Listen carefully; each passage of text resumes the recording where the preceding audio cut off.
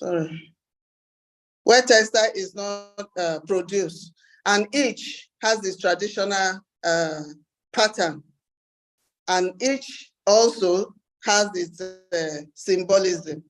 Also, he said that in spite of the climate change impact, there is still solution.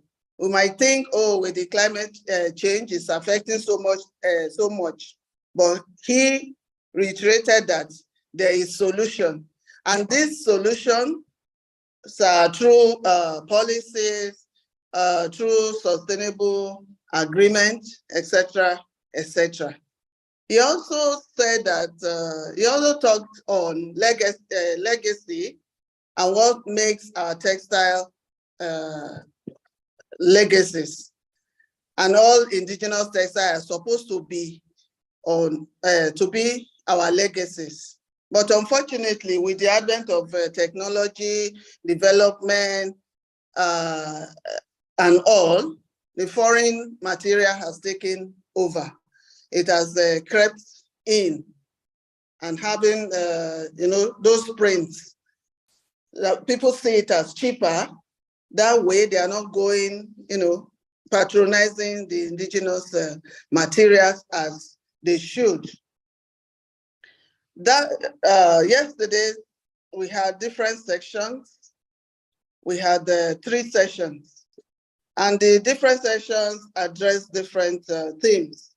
The first session addressed decolonization and movement, while the second session addressed indigenous creativity and textile making. The third session addressed indigenous textile economy. But for today, it's going to be a different thing altogether. And the first session, we are going to be having 2 sessions, which makes session 4. It will address capacity development and training, while the 5th and last session will address sustainable textile features. I believe today's zone 2 will be as interesting as yesterday's, and I want us to all contribute and be open. Once again, I want to welcome everyone and wishing us all a good and great dialogue. Thank you. I'll hand over now to Dr. Adetunji to continue. Yeah, thank you very much, Ma. I'm still expecting Dr. Oli. I know he has an emergency that I need to attend to, but if he could join us along the way, he will make his presentation. But to fill in for that, I want us to have one conversation that I've prepared, and we'll share it with us now. The conversation is about the connection between artificial intelligence and indigenous textiles. I will share my screen now. Please let me know if you can't see the screen clearly. Can you all see my screen? Yes. Oh, awesome. Now, I was doing a research. I started that research like 4 weeks ago about artificial intelligence, what are its connection with cultural heritage, indigenous textiles, and all that.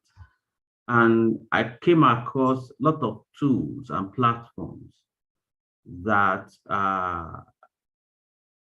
you can go to get information about cultural heritage. Even there's a platform, I know we must have heard about it, ChatGPT. Now, I put in cultural heritage in Nigeria, and it gave me a lot of information about it and all that. What am I trying to say with that? There are a lot of information about our cultural heritage out there that we need to develop, convert, take them from the level of information to the level of knowledge to address some of the challenges we having in the conservation and the protection of this heritage. And I came across some other tools that can be used to generate images, content about indigenous textiles. Even I used some of those platforms to generate this. If we see this now, this is an AI generated image. AI generated, we could see the beauty, we could see that before we had, I think on Do Dialogue 1, we had discussion where people use their hand to do all these things, how creative they are. And yesterday also, Professor Makinde told us that to weave Sonya alone could take around 4 months. We could see that the advent of computer has really brought in, and technology has really brought in a lot of impacted the way we engage, the way we produce some of our indigenous creative items. And also the image on the right also is an AI generated image as well. Let me go further because I want us to have some conversation about it, because this is an aspect that we can't run away from. AI has come to be, and we can't say want to shy away from it. Now, this is another set of AI generated artworks. We can see patterns, lot of patterns. Now, these are artworks, but we are as people that are connected with these indigenous textile or indigenous items, because AI cannot understand the meaning behind all these patterns. As we see yesterday, Mrs. Is it Mrs. Nwosuna or Mrs. Kalista or Dr. Chika? She told us about the different meanings of those patterns on Akure, and we could see AI cannot understand those kind of details. But if it's the pictorial form of this artwork, of these visual elements, AI could bring us 1 million images. Like yesterday, I just put in indigenous textile in Africa, and it generated more than 18,000 images for me within 2 seconds. We could say that if I'm an indigenous content creator, I can easily go there, get images, print it out on my canvas, and display it. But if I'm an AI content creator, I do understand the meaning of those artworks, of those patterns. Like the one you can see on the screen now.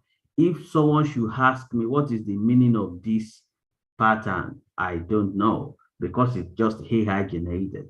But the meaning is with the people that are connected with it. That is the reason why we can't say we can't say we don't need the indigenous way of producing these artworks. We need it. We need to protect it. We need to conserve it. But we need to also develop on that to ensure that we make the indigenous artwork relevant in this current time. Continue. If we can try this website, okay, deepai.org, we can put in, you might not need to create your account, just put in any keyword. You can put in, okay, artwork in your state, artwork in Nigeria. You can see it to generate a lot of images for you, and people could easily, because before someone starts to take his painting brushes and all that to do all this, time has gone. I must have generated 10,000 images, printed on the canvas, and we know there are faster printers, large format fast printers now, that they will print something, they will print an artwork, and it will look like a real thing. Now, before I now go forward, I want to ask us, as professionals in this space, as researchers in this space, Please feel free, let us on our mic, and this is an open conversation, really. Let us on our mic, let us on our video. How do you think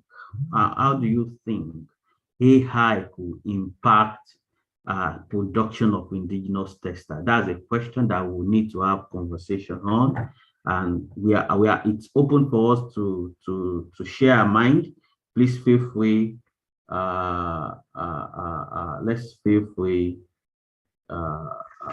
free to check to share our mind and thought about it.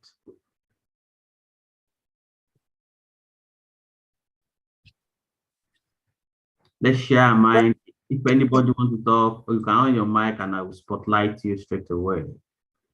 Yeah, what I want to chip in is, if we remember in Ibadan, we had these two guys who says that they've been doing it since they were small, and even till now they've done their degrees, they've done their first degree, second degree, and all.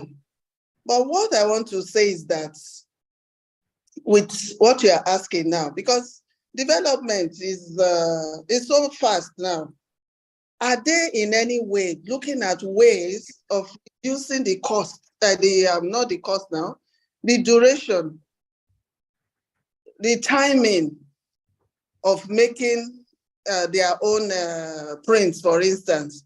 If it takes 4 months to make the sewing, is there any way they are looking or researching into it to see that, okay, from 4 months, we can reduce it to 2 months, we can reduce it to 1 month? Or what, is there anything they are doing about it? Because before you know it, a lot of things will pass them by. So what they should be looking at now is how to introduce technology into it, at the same time retaining the indigenous ways of doing things. Fine, if normally you need to stretch about how many meters before you can weave, is there any alternative that will make it even faster and shorter? Because now we have images being generated everywhere, and very soon people may not even want to patronize you because you are taking time. We are in a hurry to, for instance, to get our shoibi. Our ceremony is next week and we need it in 3 days. Then you are telling me it will take me 40 days or 40 months or whatever to get it. Then I will go elsewhere where I can get it faster. So with their education, what is new that they are adding to it? Or are they just still keeping to their old ways of doing things, which should not be? As things are evolving, they too should try to tag along, at the same time retaining their indigenous ways of doing things. That's just my contribution. Thank you very much. I've seen Dr. Holly in. We are just using this to take, I won't take much of our time for him to have his presentation. Now, please let us jump in anytime. I could see Mrs. Adeleke to joining in. I could see Mr. Adebayo. Please let us feel free to jump in anytime. This is a conversation. We are just opening up. Now, if I should continue with that, I see this is another image that I generated 4 days ago. It is AI image generated. You see the clothes of the, now the challenge is AI is still evolving. It's still evolving. We could see that a lot of development in this space is happening. The AI is generating human faces, can generate people's voices and all that, can mimic someone's voice. AI can mimic my voice and I will be the one saying it. And AI will be mimicking my voice, saying what I have not said. That is the trend that we have now. And as professionals, we need to think in that space to ensure that we find a way that we bring together as Dr. Ayeni said, our indigenous ways of doing things and the recent technological ways of doing it. Now, let me quickly continue. I know that the conversation still continues. How does AI how does artificial intelligence work? AI works by combining large amounts of data with fast iterative processing and intelligent algorithms, allowing the software to learn automatically.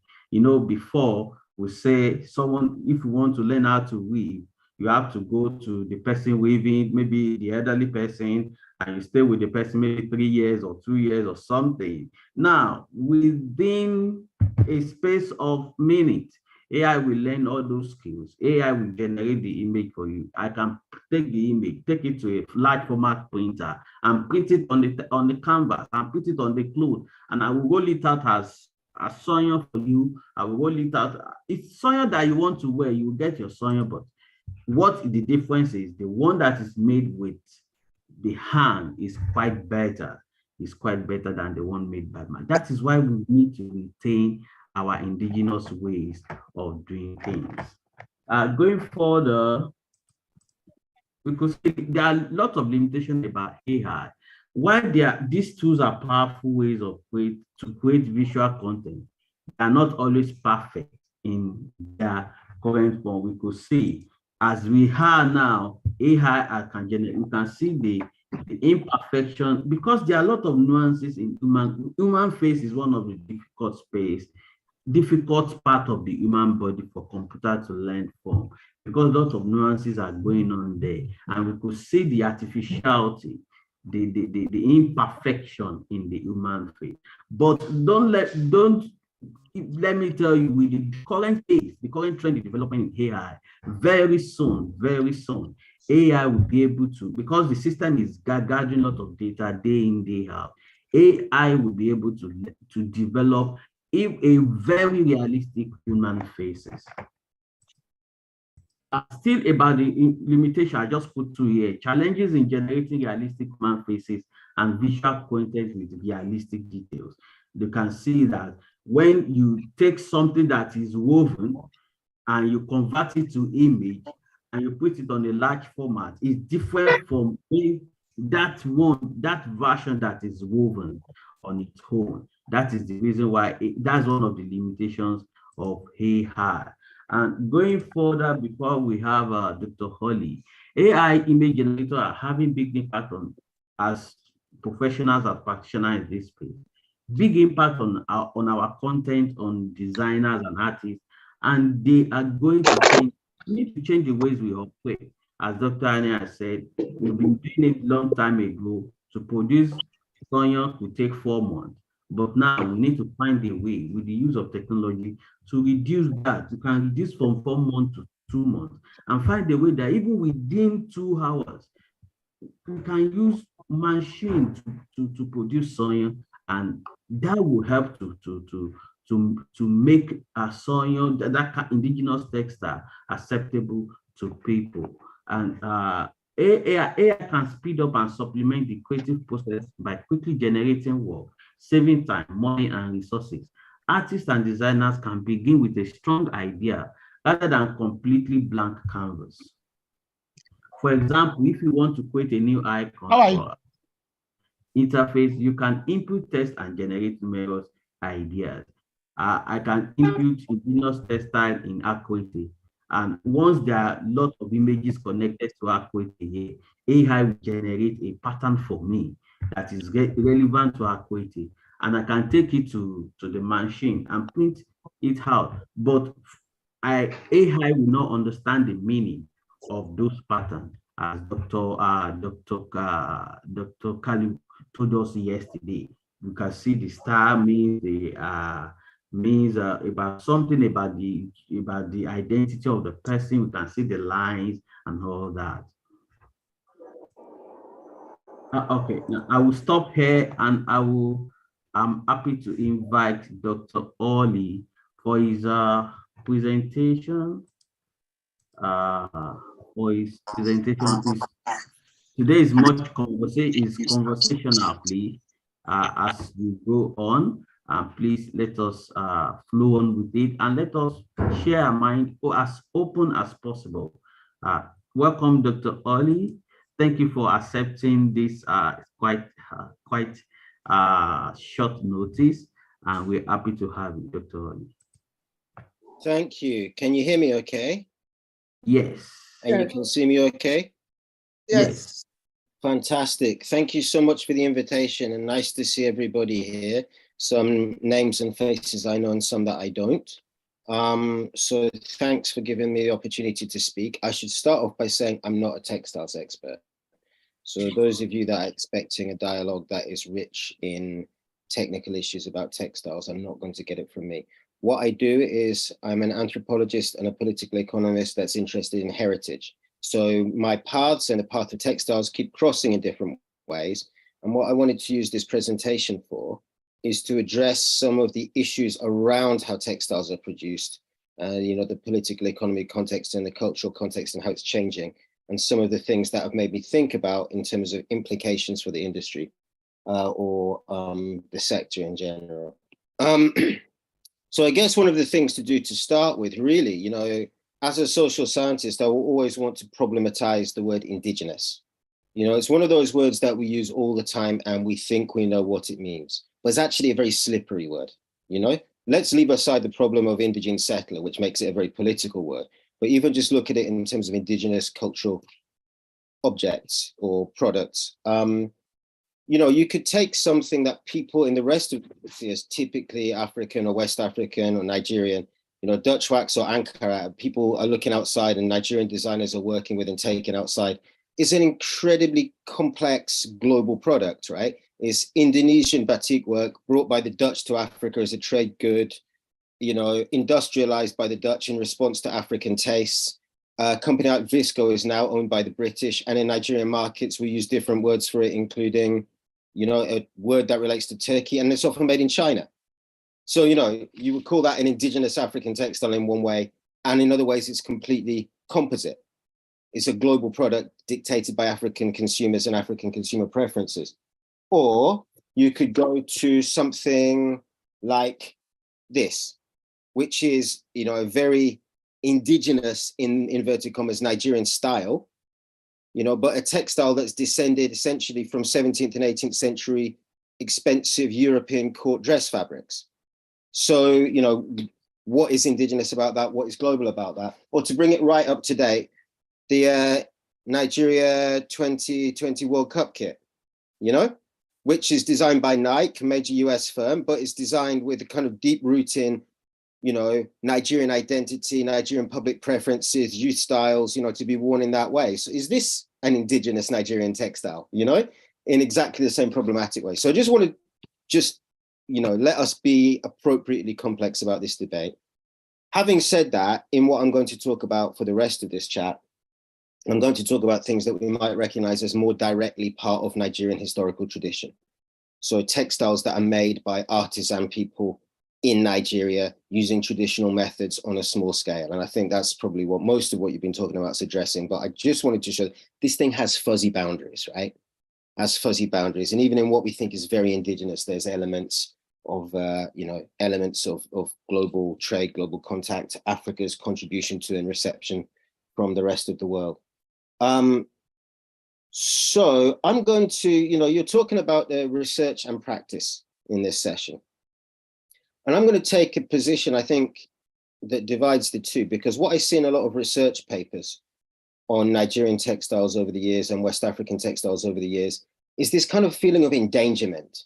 You know, this thing is precarious, it's nearly extinct. In our lifetime, we'll see the end of it and all of that, you know, which has been part of the rhetoric as far back as you read, you know. Nigerian textile production is endangered by, you know, Manchester cotton in the 19th century, is endangered by industrial production. It's a Chinese import. Now we're talking of AI just now. And yet, this thing that is supposed to be constantly about to become extinct is still with us. So I want to say that the research is pointing in one direction, but actually when you look in practice, Nigerian indigenous textiles, production, consumption, wearing keeps popping up very lively in different unexpected places where it's kind of in inverted commas not supposed to be according to the research. So I think that the research and the practice tell slightly different stories.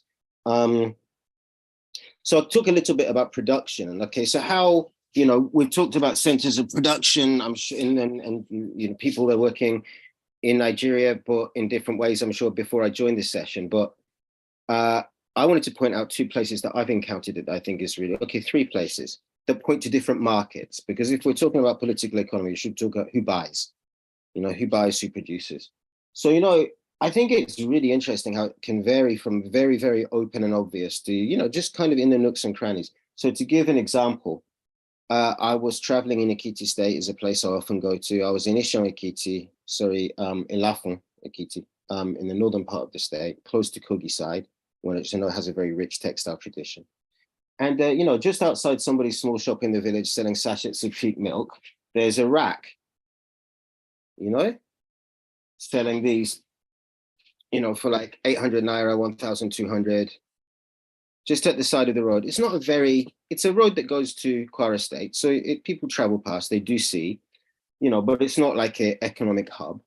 And yet someone is considering it worth their while to do their small weaving alongside their other activities and sell it for passing trade to very, very local trade. There's not a place like a popular textile market in Abeokuta that people are going to get, their wedding dress or whatever. This is just on occasion, someone that might be known, and they might be known for a few villages around. Now you can get it from that lady there, and the son was selling it. So I just want to show that, in a way, that's a place that artisan textile manufacture has always been. Maybe you could go back 100 years and find someone in that village situation serving a similar market, locally, and for people that want it for that special occasion. So it shows you that the drivers that supported that market to some extent in places that are like that still exist. People will be producing small locally for consumption locally. But of course, it's made with an industrial cotton thread. That's the difference. So the technique has stayed the same, the market has stayed the same, but the input has changed that it's made out of. And the designs, I'm sure, are pretty similar to the ones that have been used in that community for a while. So that's one example. Then you could go to another example and say, if you go to, I don't know who here goes to Benue State frequently, but if you're leaving Makurdi on North Bank going to Nasarawa State, there are big racks of textiles for sale along there. And they encompass, what's known as traditional tiv cloth, the black and white pattern. And of course, one of the interesting things about tiv cloth is that the process of tivization has made it more and more kind of defined as this black and white. If you've gone back years, you see more variety in the kind of cotton strip cloth. And now it's quite tightly defined within Benue, but you still get varieties of it. So I really like this one that has the kind of thread effect to shade it into blue. And that's the one I bought on a recent trip. It's really nice, I think. And I use it as a kind of home decor fabric to hang on a chair because I just like the way it displays. I don't like it to only come out for special occasions. But the interesting thing about the tiv cloth thing is, okay, so you have tiv cloth. So you now have a doma cloth, and you build on top of that. And then you have a Benue State cloth. And so these things sort of lead to the traditionalization or indigenization of certain designs, which become more and more kind of part of a canon of what is to be considered traditional. I think it's so interesting, when you go into the market in Makurdi, you see football shirts and polo shirts in red and black and, white and black stripes, just because it matches that sentiment, that mentality. And Samuel Otom, governor of Benue State, when he first campaigned for election, came out with this cloth. And this cap made of this cloth, which is meant to encompass all of the different Benue State group identities, plus Nigerian nationalism. So in his political campaign, he kind of re-envisaged indigenous textile as a kind of symbolism of, okay, Benue State united with Nigeria, a kind of pan-people's movement. And so his cloth is part of populism. So I think it's really interesting. So what's driving that? What sold yards and yards and yards and yards of this cloth? It's essentially political campaign funding, right? If you want to show your loyalty, you're part of this, you better be wearing this cap at the rally to show you're part of the movement, part of the project. And so you can imagine that these artisan weavers who've been working, in Benue for weddings, big occasions, are getting like a huge, huge boost from the amount of naira that's suddenly being spent in this campaign, This is really giving them a kind of once in 4 years dividend that kind of changes the political economy of what they do and orients them to a certain market. And so I started to realize that, part of the reason that traditional cloth is coming up, or is resilient, is also now stimulated by politics of traditionalism, politics of belonging. And another place that I saw this about 10 years ago was in visiting Bida in Niger State. And I was with my wife and we were privileged to be able to go and see some weavers in their homes, because normally that's not an activity that men would be invited into, but we were together. So we got to see, and what were the ladies in Bida weaving in their home? They were weaving, yes, this kind of strips that they do, but on strip looms, but also a lot of them were making what is called Edu State cloth at that time. When David Mark was Senate president, it really gave a boost to the kind of new pay politics of having an independent state movement, which was going to be called Edu State had they been successful. And Edu State had a particular cloth, is red, green, and purple. And so suddenly all these occasions that you go to, people will be wearing the Edu State cloth to show their kind of identification with that movement. So all these ladies making textile at home were also getting a huge boost from a new kind of local politics. So, you know, I guess what I'm saying, the singer changes, the song remains the same. You know, we look at these things that are endangered, but actually they reinsert themselves in new ways of kind of mobilization and organization. And I think that's a really interesting place to see them coming from, and not something that maybe always the arts literature picks up on. Having said, so moving on from that, this is, you know, let's say the styles are alive and well and healthy. Let's say they're resilient and coming back, although they change and mutate like style always does. But people all over seem to be using this combination of the traditional and the new in terms of stylistic imagination and what the reference points they're using. But what about process and what about materials? You know, these are things. And, you know, I think in terms of process, I may slightly respectfully differ from the previous two speakers, Dr. Ayeni and Dr. Adetunji. I am not sure that the value of these things is endangered by the method of manufacture.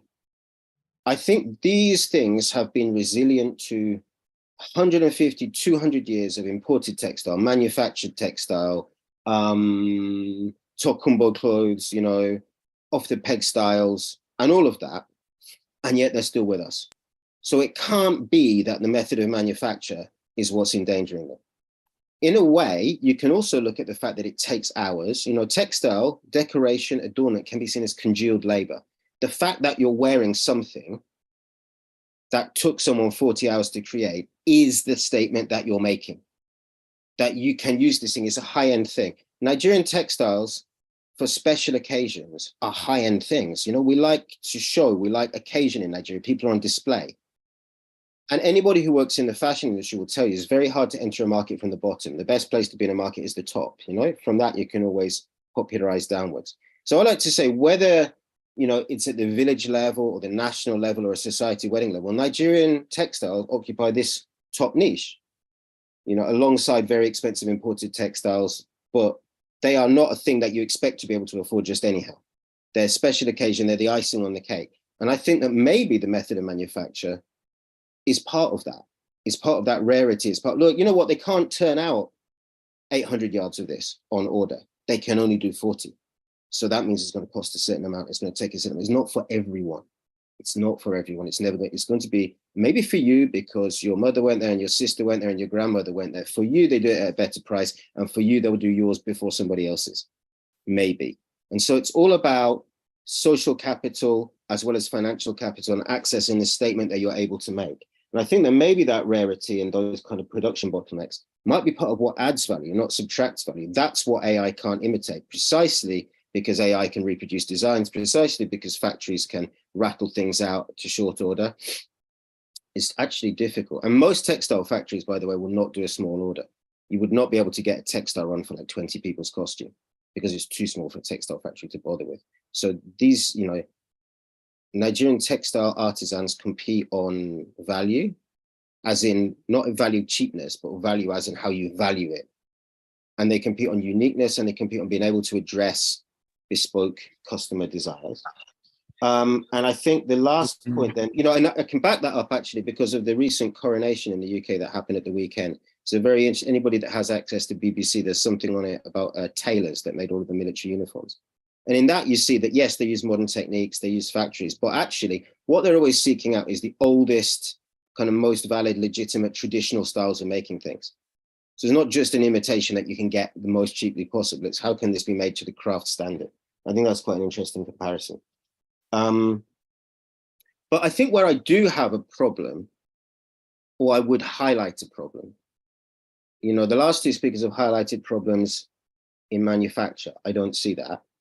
I think is in a different place. And the literature and research has highlighted a problem of endangerment of the style. And I don't see that. I think it's in a different place. I think the place where I would have a concern is materials. people are using, modern cottons, and Nigerian artisans have always innovated. When you go back to this very old Sonya, it includes this pink silk that's unpicked from Morocco. So it's not like there was ever a time when things were entirely indigenous. But if you look at some of the trademark qualities of Nigerian textiles, I'm sure everybody's seen this kind of, Fulani cloth before.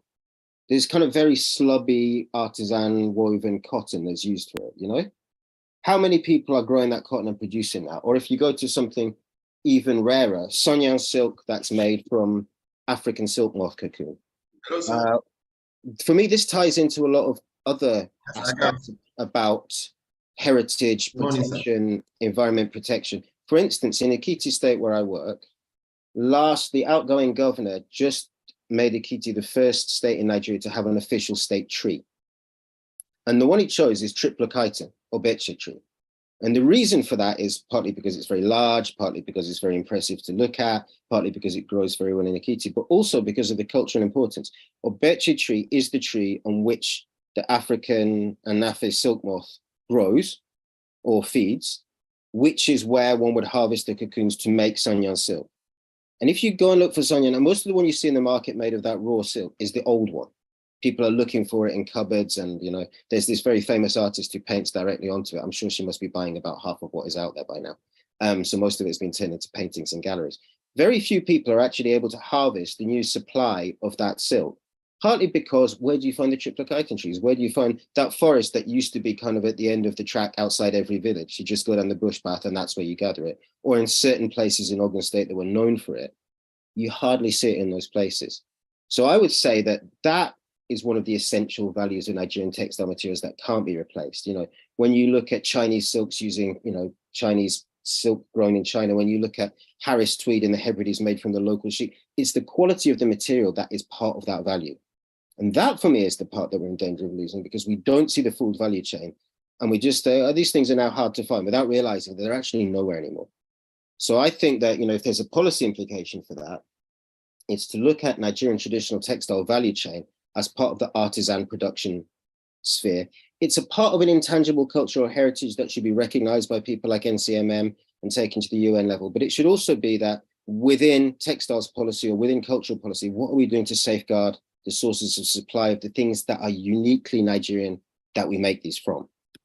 So I think I'll close there. Thank you. Thank you very much, Dr. Oli, for that presentation. Now, for me, I want to say, let us feel free to jump in anytime. Let's share our thoughts, let's share our minds. If you want to on your mic, if you want to on your video, I can always spotlight you. Now, because when we had the first dialogue, most of the practitioners, they want to see more of their textiles on people, wearing them in different occasions, even not only occasion. They want to see people wearing them to church services and all that. How can we enable, what can be done to see that the processes involved in production of these indigenous textiles is faster? Because if I need to make an order for 5 yards of, let's say, Sonya now, and it takes longer time to do that, what if we involve if we integrate technology into it, won't that bring about erasure or loss of value to the indigenous ways of producing this textile? Dr. Oli, you can share your mind on that. Anybody, you can share your mind about that as well. While others are preparing their response, maybe I would just agree with you that I think, yes, there is that danger of loss of value. I think that if it's about expanding production, the capacity to deliver to the market, the question is get more people involved, make the materials more available. I'm not sure that the industrializing the production more exactly, I think it has that risk of destroying value like you raised, but you've heard enough from me. Let others speak. Sorry. Thank you. Hello, sir. Yeah, hello, feel free. I'm thinking in line with what Dr. Hollins just mentioned, because there is room for improvement in in the value chain of production. And the fact that we want to preserve the indigeneity or whatever of the textile, it shouldn't limit us to make progress. So we'll still keep the values, but we'll allow innovations, technologies, and new inputs to make production level less laborious and more attractive to the global world. I think it's going to be a welcome idea. And we can see today a lot of new things are in use of robotics, artificial intelligence, and a lot of those things. In fact, if I may say, we complain that Chinese and other people, they are taking they are applying those techniques. So if we keep mute, they will take over everything. So their level of technology advancements is high over there. So we should also run ahead and also meet them in the race, instead of insisting that, no, we must keep this, we must preserve this. At least we've been preserving it and they have been taking it away from us. So if we keep holding on to that principle, one may lose everything. Thank you. Thank you. I don't know if there's any reflection from others. I too have spoken a lot. I will be happy to hear more from participants. Hello, can you hear me? Yes. Okay, so if I'd just like to make a short comment. I think really with this, we're looking at having two pathways. We have the one where we're sort of looking at the authenticity and sort of hanging on to the value. And on the other hand, there are other people who really want to adopt modern techniques. And I think both pathways have their challenges. And so I think rather than, we can't sort of conflate sort of the two too much, but I think that they are two separate things, really, in my opinion. Thank you. Yeah. Thank you very much. Please let us feel free to jump in anytime. Also, during the first dialogue, there's an issue about licensing. I hope I'm using the right legal term now. Patenting. I think it should be patenting. Yes, patenting. How can, in the context of I know of some countries as well. I know about Australia. Their indigenous culture most times always goes with patenting and all that. In African context, how can, and with our understanding of the legal structure that we have in many countries in Africa, how can patenting be integrated into indigenous culture? Because we've seen a lot of indigenous artworks that even the original, where it's coming from is not known, just because patent is not attached to it and all that. How can we integrate patenting to preserve indigenous culture, please? Let us share our mind. Let us share our mind. Let us share our mind. The floor is open. We are having it. Yes. Yeah, sorry. The issue you just raised now is a very, very serious issue. In fact, it has to do with ethics too. It goes along with ethics in practice, plagiarism and all that. And I think one of the things I would like to point out is the fact that we seem not to be well enlightened. Let me say in our side here, we seem to be less enlightened on these patenting aspects. Like, if I want to diverge a little, I have a colleague here in the university. She did a PhD program on ogbono. Ogbono is a kind of material used for, and she's in food technology. So she she did a work on how to preserve the shelf life of ogbono. Ogbono has been in existence for years, but the problem of preserving the shelf life, you can keep it for 6 months. I don't know for how many months she. So at the end, she filed a patent. You know, we in the university here we have a patent, IPPT or whatever. The second leg of the something is. Hello. Continue. Yeah. So educating our designers, making them to know that what they have, their creativity and their products can be patented. Quite a number of our designers don't know this. All the designs are original. They didn't copy them. They sat, thought, designed, and laborious work. So, and people will see this and pick it up, and nothing happens after all. And those who steal these ideas are making more money out of it because they put it on a global.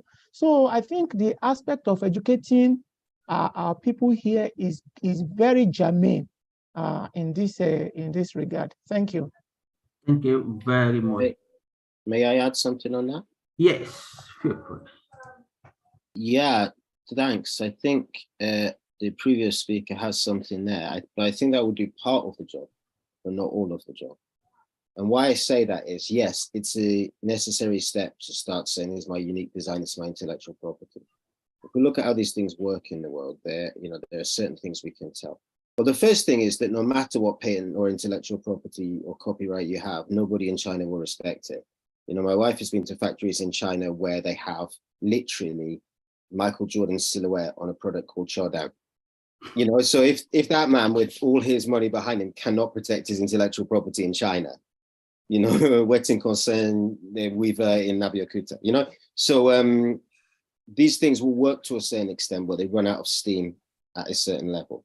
And I think that there are models where, for instance, certain techniques, like in Southern Africa, in Botswana, and in South Africa, there are indigenous herbal remedies that have been developed using certain plants that have been copyrighted by the groups who did it, collectively, like, this is our thing that we, and in the world we want, to have that recognition of this intellectual property. So one can do it through a legal route. One can also do it through noise making, right? The idea that, debates on authenticity and cultural appropriation, generations that are very into this stuff, so to make noise that we are the owners of this tradition, we're the inventors of this tradition, we're the authenticators of this tradition, and make that noise globally, whether it's on social media or whatever, will bring that to people's attention. And Nigeria should be out there. People like people in this room should be out there internationally. So, kudos to you for convening this, because this is, a globally accessible forum. Because this is exactly the kind of way to make that noise and say, this is a traditional. But there are other ways getting things registered as intangible cultural heritage. And I also think that Federal Ministry of Information and Culture is asleep on the watch on this. One of the jobs of Nigerian cultural attaches in overseas missions, and also Federal Ministry at home, should be to say, yes, look, this is one of our traditions. These people are ripping it off. Let's say something about that. Let's make a statement. Let's make noise. That is protecting Nigeria's identity as well as protecting people's jobs and livelihoods. Thank you, Dr. Hurley. We have very few minutes to go on this. Please. Hello, sir. Yes. Please, let's have Dr. Hurley's contacts. He spoke as if he has been living in Nigeria for I don't know how many years. Please, so that at least we'll keep on the conversation. Okay. At least his email address could be of help to us. Dr. Hurley, if I have we can always chat about that. I can ask for your permission later on. I know I met Dr. Hurley while from Legacy, 1995, because Legacy is one of the non-government organizations involved in conservation of heritage in Nigeria, and a lot of interesting people. And I know of another person as well that we used to call him is more Nigeria than a Nigerian. He has passed on now. That is Professor John Godwin. He has done a lot of He has had a lot of impact about heritage, especially British heritage in Nigeria. So we're here with Mrs. Adeleke, is a former president and a trustee of Legacy. And I'm sure she and I would both encourage anybody who is interested in joining, to get behind that, because we try to look at ways of supporting Nigerian heritage in a wider sense. Thanks. I don't know if anybody has a I can see Dr. Adewumi here. I can see Dolope Omoyele in here. I don't know if anyone has a final word before we move to the next session.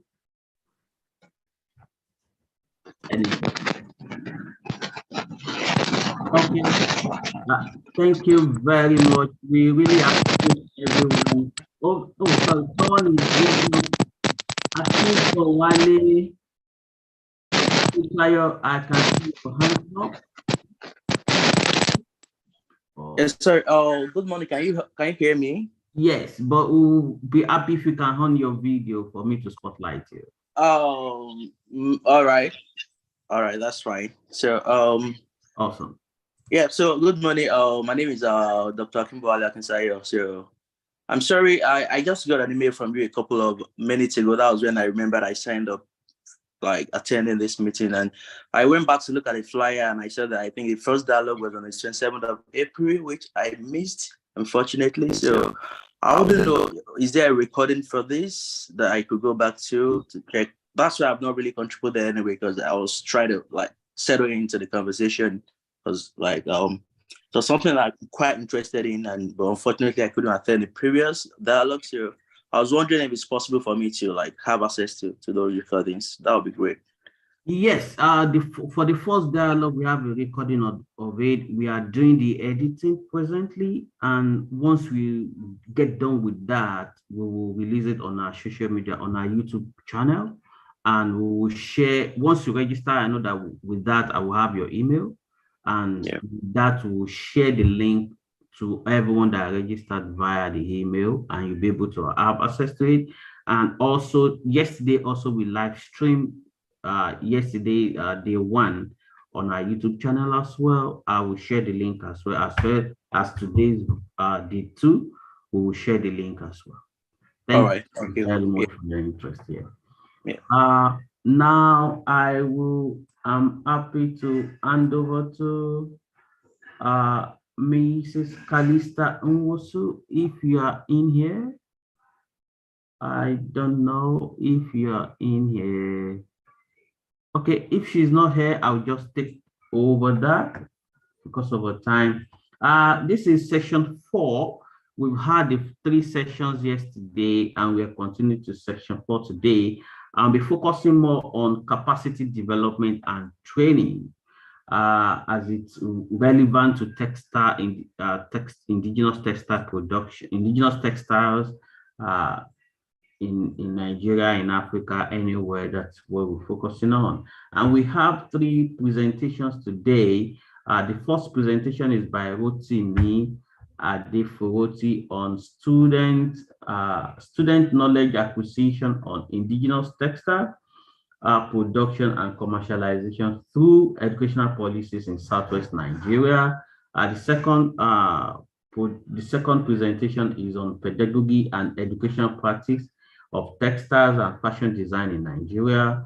The third presentation is on production awareness, perception, and acceptability of received fabrics as neckties among undergraduates in Abeokuta, Ogun State. Before I call on the presenters, we like to appreciate Dr. Holly for sharing your thoughts with us today. You've really opened our mind, you've really opened our thoughts to a lot of issues relevant to indigenous textiles. Thank you very much. We appreciate you. And I will still have further conversation with you about sharing your contact with participants. And thank you very much. We appreciate your time. I don't know if Rotimi Adeforoti, if you are here, the floor is yours now to have your presentation.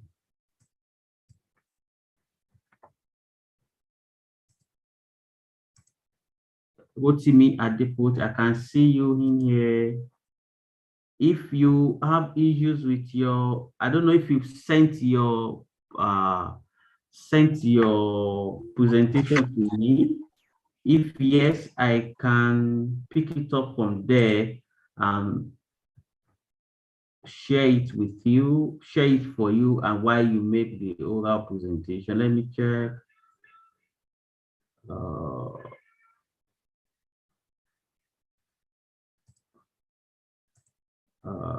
That is O2, let me see.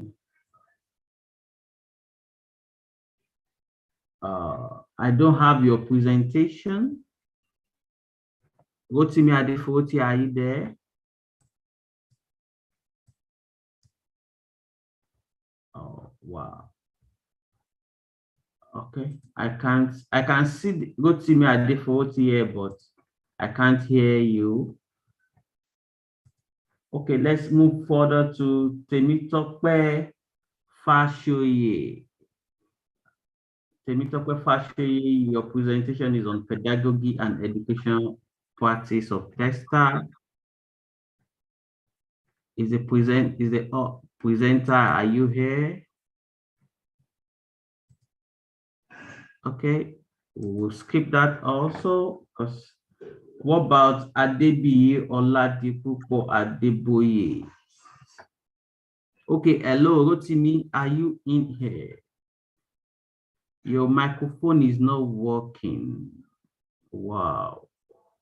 Okay, can you find another device to join from? If you can join from another device, that would be awesome. Because my you say your microphone is not working. What can you, can you find it? Okay, you want to try your phone, that would be good. That would be good. What about Adebiyi? Where we are waiting for you, Adebiyi Oladipupo Adeboye, are you in here? Oh, okay, the three present. Okay, let us wait for. Okay, you said you couldn't present yesterday. Yeah, if you want to have your presentation today, Bukola Showemo, that'll be fine. I don't know if you have, if you can hold your mic, if you sent your presentation to me, I can share for you from here and while you make the oral presentation. Okay, please, can you, okay, let me see.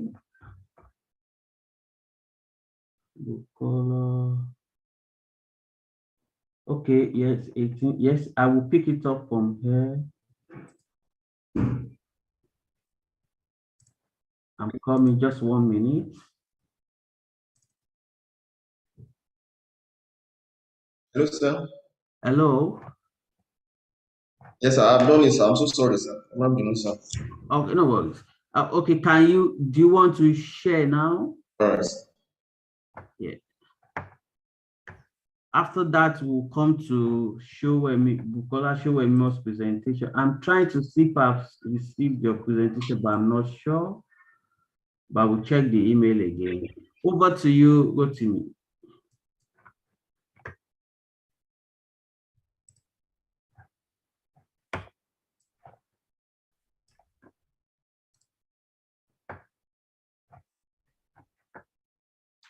Are you there?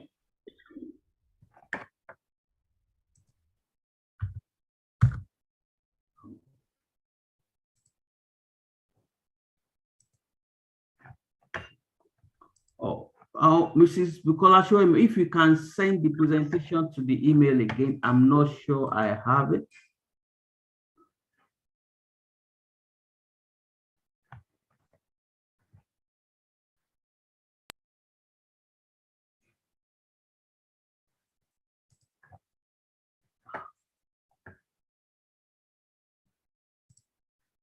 Okay. Okay, Adebi, I can see your. Hello, sir. Yes. Please, I'm so sorry. I've been having challenges transferring data. This morning, I'm just. Missing. So I was, and I'm in a conference, online conference, and I'm in charge here. So I don't actually have ATM if anybody to do that. We can try any last week. Is saying that I cannot. I can see, Mr. Rotimi Adeputi, I can see your presentation, but I'm not sure. I can share. I will share it now, and you'll be able to make your presentation.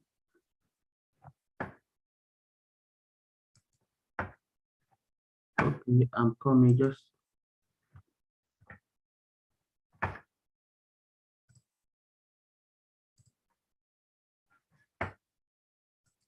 Just 1 minute. I'm trying to download it.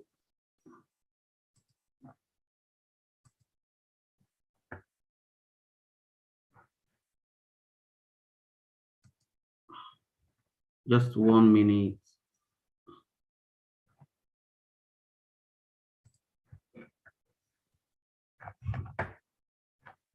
So sorry, I'm trying to resolve the issues.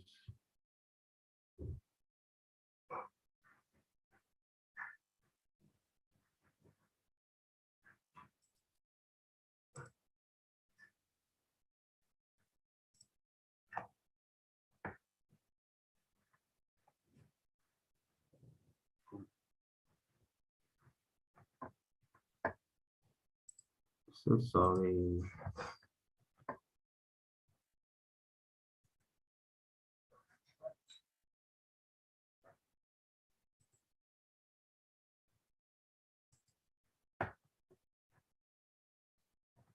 I'm coming. I will share it now. It's opening.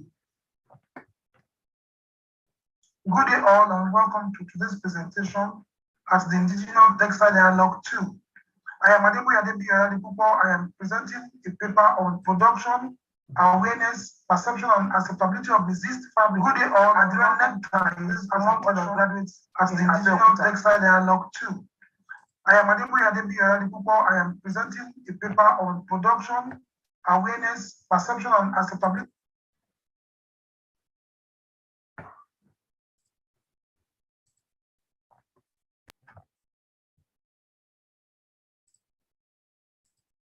Of resist fabric and neckties among undergraduates in Abeokuta.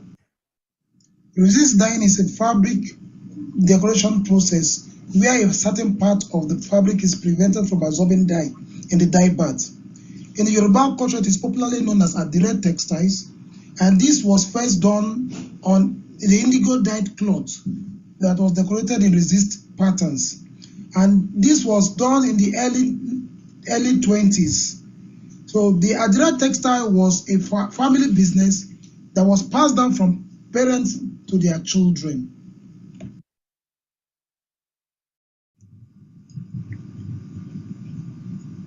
The creation of the traditional fabric in Nigeria contributes to the development of the Yoruba cultures.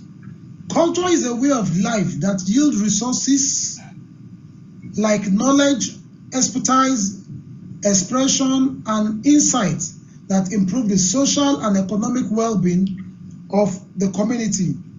Adire fashion styles is still relevant now, since fashion plays a significant role in our everyday living. A necktie is a decorative piece of clothing worn by both men and women. Variation includes an ascot, bowl, bolo, zipper tie, and cravat. Neckties are usually unsized. They have different sizes, but longer size are sometimes available. In some culture, men and boys wear them as part of their regular office attire. A necktie is traditionally worn with the top shirt buttoned, fastened, and the knot resting between the collar points. Statement of the problem. Neckties are produced with mainly foreign fabric, leaving indigenous fabric Adire out of it. Fibers such as silk, wool, and cotton were replaced by synthetic yarn such as rayon, nylon, and polyester. The best fabric for a tie is woven silk blended with wool. The tie and dye or resist fabric adire has been widely used for fashion by fashion designers in the production of garments, but its use has not been considered for accessories.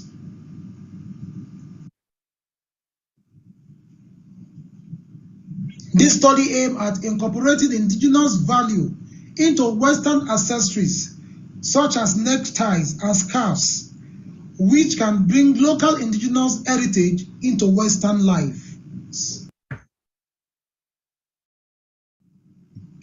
Specific objective of this study includes the production of resist fabric neckties suitable for male and female official occasions, assess undergraduate awareness and perceptions on resist fabric neckties produced, determine the acceptability of the resist fabric neckties produced, and finally, assess preference among the resist fabric necktie produced.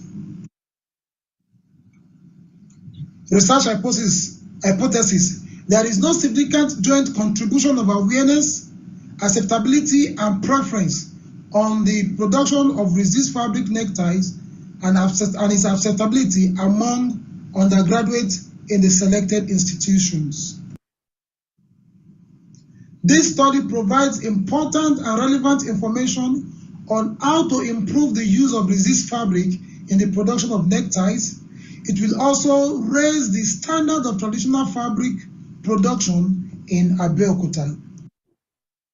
The study was carried out in Federal University of Agriculture, Abeokuta, and the Federal College of Education, Oshele. The study adopted a descriptive survey method which involved both practical and theoretical approach. The population for the study was 784 students, while a total number of 400 respondents were used for this study using Taro Yamani 1968 sample size formula. Multi-stage sampling technique was adopted for this study. It involves 3 stages, which are stage 1, 2 departments purposely selected from both institutions. Stage 2, proportionate sampling was used to determine the number of respondents that was selected from each institution. And stage 3, using convenient and random sampling, respondents were selected for this study. A total reliability test was conducted, and a reliability coefficient of Kroback alpha of 0.93 was obtained. Descriptive and refresher statistics were used to analyze data. Results and discussion. Table 1 shows the socio-demographic characteristics of the respondents with a mean age of 22.8 years. Majority are male, 60.2%, 65.0% are Yoruba, while 76% are Christians. Table 2 shows respondent awareness of resist fabric. 76.8%, which represent 307 of the respondents, are aware of resist fabric. Table 3 shows respondent level of awareness of resist fabric neckties. And from this table, we can deduce that from the grand mean of 2.86, that there is a moderately high level of awareness of resist fabric neckties. But from the 6 items on awareness, item number 1 had a mean of 3.30.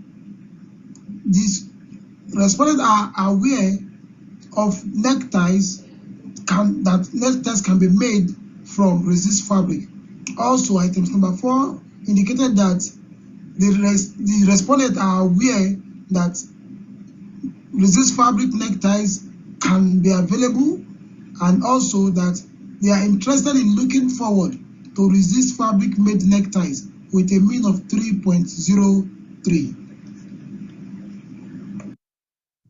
Table 4 shows the mean score of respondent perception of constructed neckties. The grand mean on the table indicated that undergraduate had positive perception towards the constructed neckties.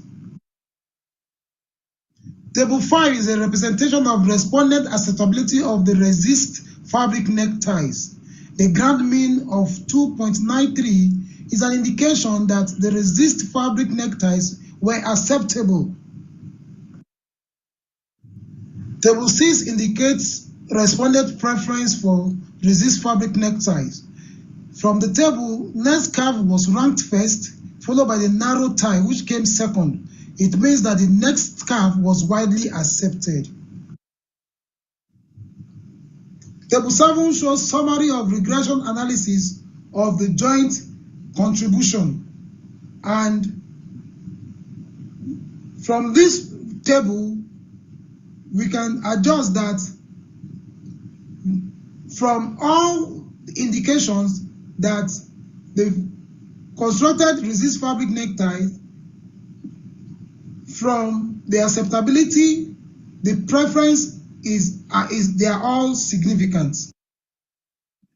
The Board revealed that there is a significant relative contribution of the independent variables to the dependent variable expressed as a beta weight. The correlation coefficient of awareness, acceptability, and preference on production of resist fabric necklines using the standardized regression coefficient to determine the relative contribution of the independent variables shows that awareness with a value of 0.438, acceptability with a value of 0.348, and preference with a value of 0.075 relatively contributed to the production of preference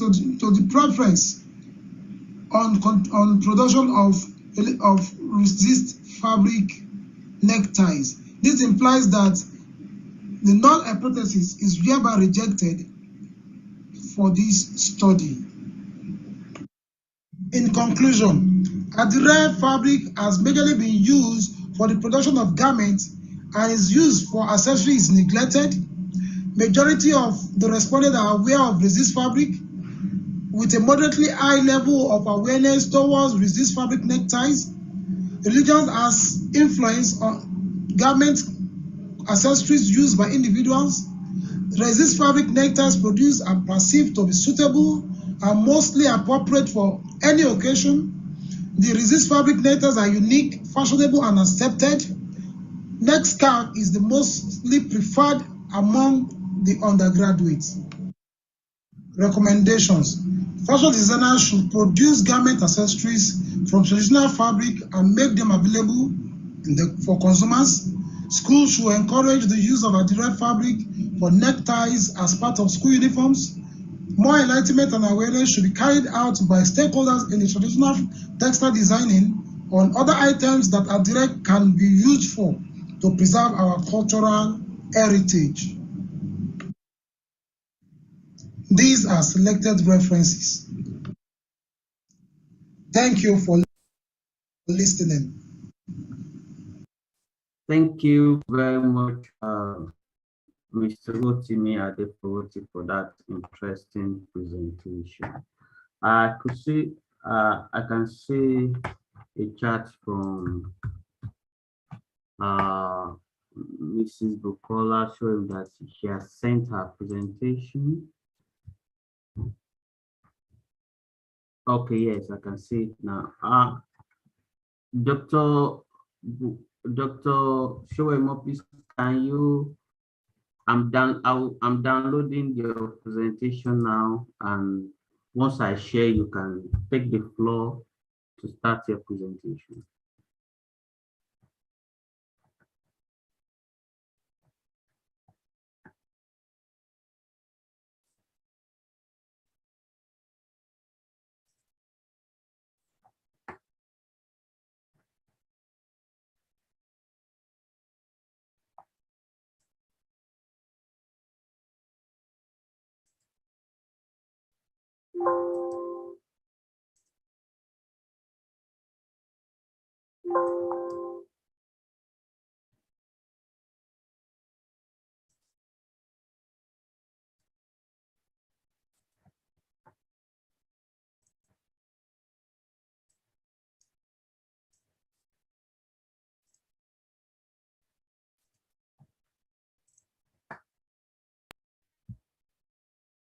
Mrs. Shoemoi, is over to you now.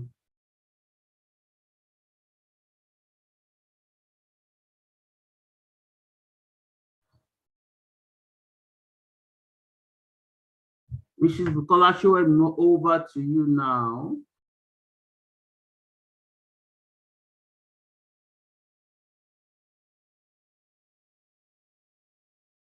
Wow. Possibly we'll have. Can you hear me? Yes. Okay. Do you want to on your video if you want to? Do I want to do what? On your video. No, please. I'm not in a place that I would like to do that. That's fine. That's fine. Okay. Good afternoon, everyone. I'd like to start the presentation now, but unfortunately, I found that the slide that I sent is not the exact one I'm going to be using. I just realized that now, but I think you can still maybe follow me with the one I've sent. Thank you. So I'll be presenting a paper on the role of fabric branding on sales of dye fabrics, Adire. Introduction. Branding these days have become a status symbol, and consumers all over the world now prefer branded products. Brand is a name, term, logo, or design, or combination among them, aiming at identifying a product or service from one vendor or manufacturer and differentiate it from competitors.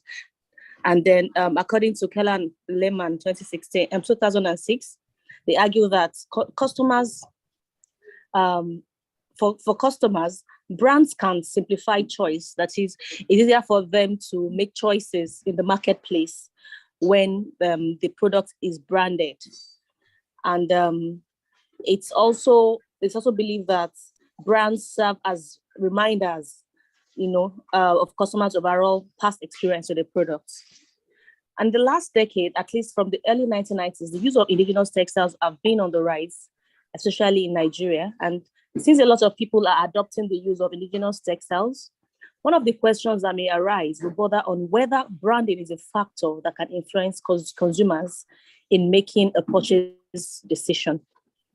And it has been observed that due to great deal of choices of products in the marketplace, the consumers are now faced with many potential suppliers of low quality indigenous fabrics, hereby confusing the buyer on what to buy. I'm sure that if you have noticed that in the marketplace, most of the direct fabrics that are being sold do not have a brand name on them. So this leads to the statement of the problem. Preference for foreign goods and services among consumers in Nigeria is becoming worrisome, especially when considering its impact on the survival and profitability of local firms, of the firms in Nigeria.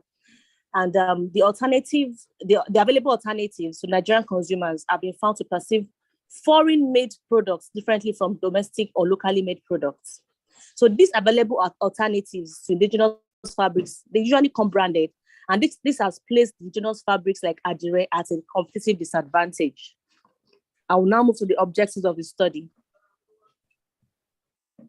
The broad objective of this study was to investigate the role or the effects of indigenous fabric branding on its sales. Specifically, the study examined respondents' perception on the role or importance of fabric branding. The study determined the possible effects of indigenous fabric branding on purchase decision of the respondents.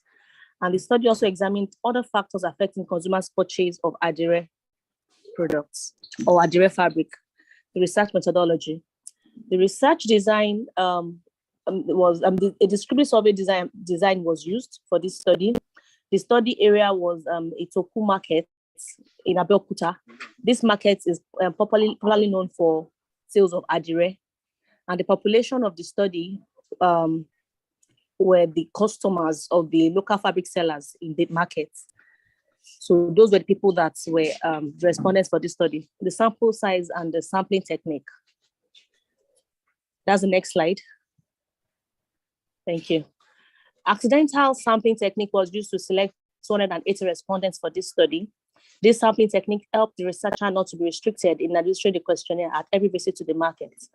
The research instrument, structured questionnaires which had gone through reliability and validity tests, were administered to the respondents. Most of the questions in the questionnaire were adapted from relevant past studies, especially in the year 2015. Method of data analysis. Data was analyzed using descriptive statistics, frequency count, percentages, and mean. Now the results. Most of the respondents were between the ages of 20 to 30 years, being 41.4% of the respondents that had the highest percentage. Then more than half of the respondents were females, and more than half of them were married. And the respondents had mostly secondary school and tertiary education predominantly. Then majority of them were self-employed. The respondents' perception on the role or importance of fabric branding, that's table 2. The study found that the respondents, some of the statements were fabric branding helps to identify the source of products. We're trying to see what importance do the respondents think fabric branding have generally. And then we found that most of them strongly agreed to most of the statements, saying that fabric branding is important, and then fabric branding gives a signal of the quality of the material to the consumers, especially when they have bought it before. Then the table 3 shows respondents' perception on branding of indigenous fabrics, and the scale used was no, undecided, and yes. So it was found that majority of the respondents said yes to most of the statements. They said they prefer if indigenous fabrics like Adire are branded. The respondents agreed that it is safe to buy branded products as they always come with better quality. And they also agreed that non-branded products are less reliable in terms of quality. Then table 4 showed the possible respondents' as perception on the possible effect of the indigenous fabric branding on purchase decision of the consumers. And the majority of the respondents agreed that making a purchase decision based on indigenous fabric branding is important to them. They also agreed that indigenous fabric branding will affect their decision to buy.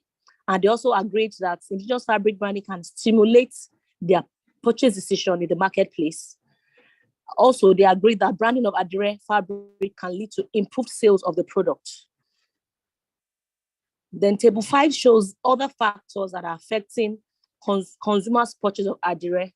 And the result shows that majority of the consumers agree that quality of the fabric is most important to them, because these factors were ranked, and quality ranked first as one major factor that is important to consumers when making a purchase of decision as regarding Adire fabrics.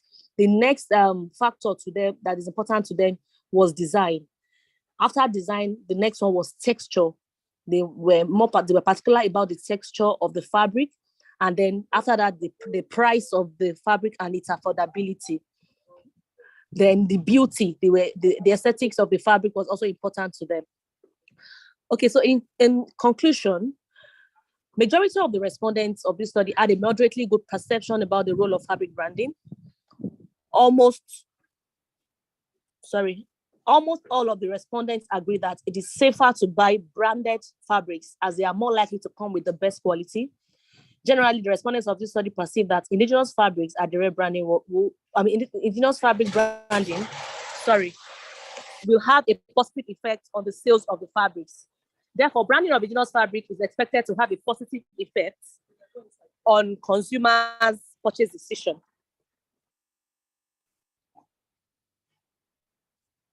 These are my selected references.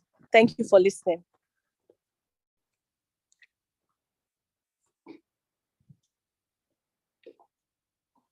Sorry, I can't hear you. Oh, sorry, I was muted. Sorry, thank you for that, Mrs. Bolajoko, for that interesting presentation on branding of indigenous fabric. Yeah, I believe that branding is important because it will help us to make about the indigenous fabrics. I want to call the next presenter. I don't know if the presenter is here. That is I'm trying to put it up. Yes. Sorry. Hello. Yeah. Hello. Oh, are we taking comments on Bukola's presentation? Yes, yes, if the next presenter is not in, we will just go straight to take comment on the two presentations, ma'am. I don't know if Adebi Oladipupo, are you in? If you are not in, we can move straight to, now I'm not sure the person is in. We can move straight to take comment on the two presentations, on the presentation on from Mr. Rotimi Adefoti and from Mrs. Bukola Shuwenu. Please. Okay. Could I make a comment on Bukola's presentation on branding, which I thought was very good and very, very interesting. And the thing that sort of came to my mind was that we are talking about indigenous knowledge and indigenous practices. And in the old days, when women made adire, I mean, a lot of the women, they couldn't sort of write, but they used symbols on the adire so that when the stuff all went to market, that's how they could actually detect who owned what. So I'm quite sure that now we could sort of, people who are producing adire textiles and tie and dye and all these things, they could use those kind of methods. I mean, they could use maybe use motifs and things like that. And it can all become part of the design and artwork. I mean, even in artwork, I mean, sometimes an artist doesn't necessarily have to sign their work with their name, but sometimes there are certain aspects within the design that lets you know that this belongs to that person. And so that's sort of a kind of branding in itself. Thank you. Yeah, thank you, Mrs. Adeleke. I don't know if Mrs. Bukola, if you have any comments on that, because before I pick the question that's been sent to you on the chat. Yes, I have a comment on that. Thank you very much, Mrs. Adeleke. Yes, I think that you're right that, yes, they could use symbols, to personalize their work. But the market now is really large. Like a lot of people are now producing. And then we're also looking at exporting, And so if we want to say symbols, like there are so many people producing Nigeria now. It's not like the olden days where you could like limited people. So this study is maybe looking at, okay, if there are other ways that this fabrics can be branded in such a way that it is distinct, that every time you pick up this fabric, you know that, oh, this person is from a name, and then you can actually order for it another time, requesting for that name. But what you find right now is you go to the marketplace and then you don't know where this fabric is from. You just know that, oh, they are selling Nigeria, and then you can just pick anyone, and then you come back tomorrow, you pick another one. You don't know if it's the same, if it's from the same source. So this study is looking at how can, Adire have names on them, even if it's not maybe like tags or whatever, ways whereby we can just have it branded, and then it can build loyalty, can build consumers, the trust of the consumers. And then it can also have like standard quality, whereby you can be sure that, okay, if I go for this name or if I go for this brand, I can always get the same quality. Thank you very much. The next question is directed to you, Mrs. Bukola Shuwenu.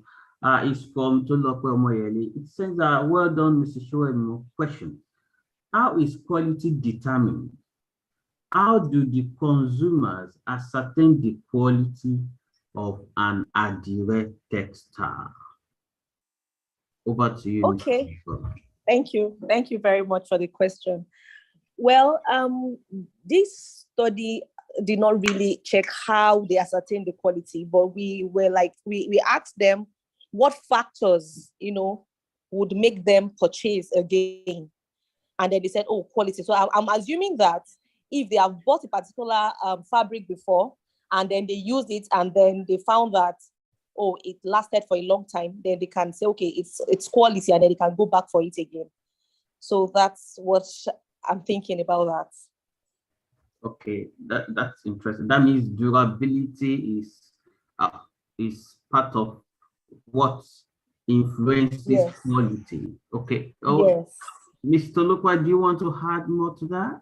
Yeah, thank you. Good morning, everyone. Really good. Happy to be here again.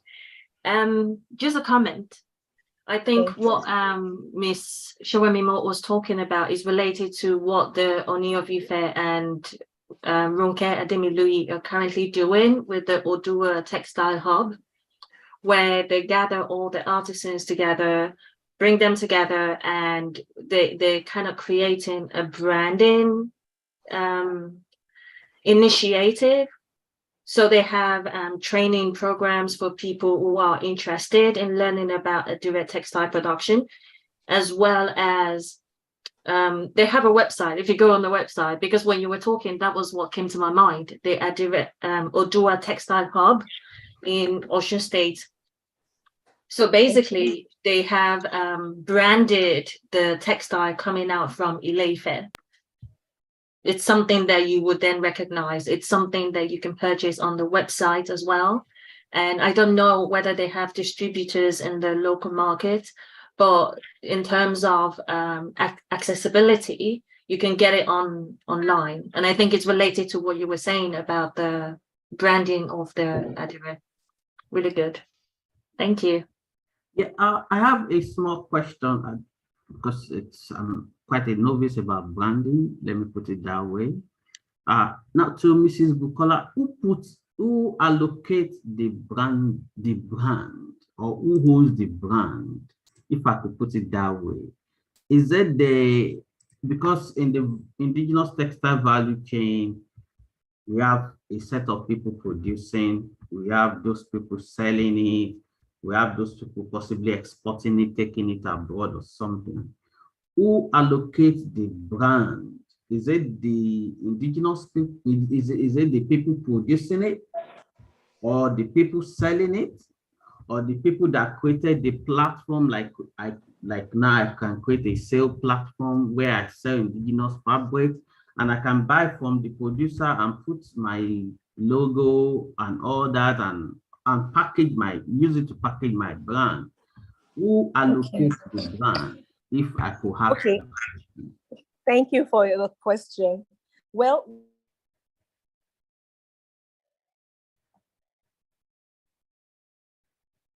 yeah. Mrs. Bukola, are you still there?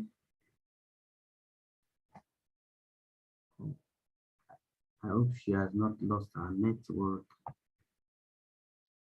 you get to pick from different brands. Oh, okay, this is I can't remember their names right now, but they have different brands in their store, so you get to purchase the one that you want. And then even for Adire, they come in different qualities. So maybe some brands are already known for a particular quality, and then they maintain that quality, and then maybe of course they are more expensive, but the seller would show you, okay, this is this brand, and this is the price. And then by the time you keep buying that brand, you know that, okay, so if I want something quality, I have to go for this. If I want something maybe like midway, like middle, not so expensive, not so cheap, okay, these are the brands that are, that are doing it. So we're actually looking at the producers, people that are rolling out these fabrics, they having this mindset, okay, we want to be able to own our fabrics and then be responsible for it. So that way they at the back of their mind, because they know that they have their names on it, they want to, put the best things, produce it the best way they can at that time. So we are looking at the producers putting their names on their products.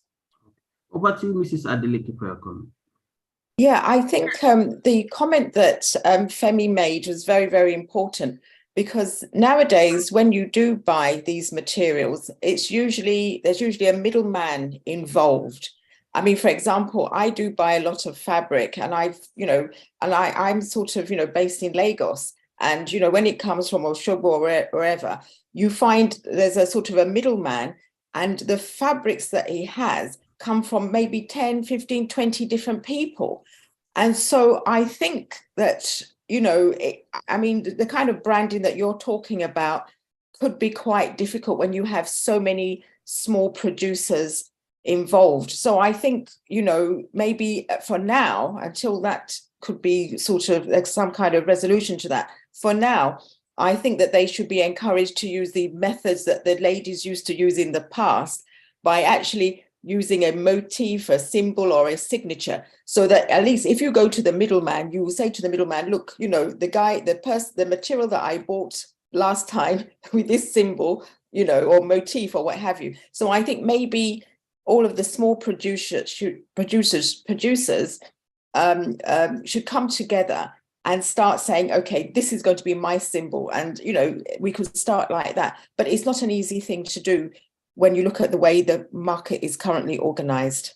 Thank you. Yeah. Mr. Lope, do you have any comment? No, it's covered. I was just going to add that branding, the branding of Adire and branding itself as a business practice is one of the ways in which, to simplify it, the way I'm thinking about it for indigenous textile producers and artisans will be for them to be recognized, in the market. And like Mrs. Showemimo said, it's important for them to be recognized as the producer of a certain design or a certain material. And that way, the consumer can always identify or, go back to that brand. When you think of your favorite perfume or your favorite, even Guinness, it's through the branding that you then recognize who the manufacturer is. Anyway, let me just stop there. Thank you. Thank you. I just want to check if I could see a message from Wotimi Adefowoti. I think it's your presentation that we took first. Am I right? Or the second present? Okay, you said we should reschedule you. I don't know. Okay, if you can still meet us in the second session to make your presentation, that would be good. I don't know if I think I've taken the presentation for Adebi Yola Dipupo and Temitope Fashe, if you are here. Okay. Possibly we could have a 10-minute tea break and we'll meet by 11:20 for the last session of this dialogue. Thank you very much for attending, and we appreciate your support all the way. Just we can have our coffee, we can have our tea break, we can take out, stretch our legs, and we'll be back by 11:20. Thank you very much.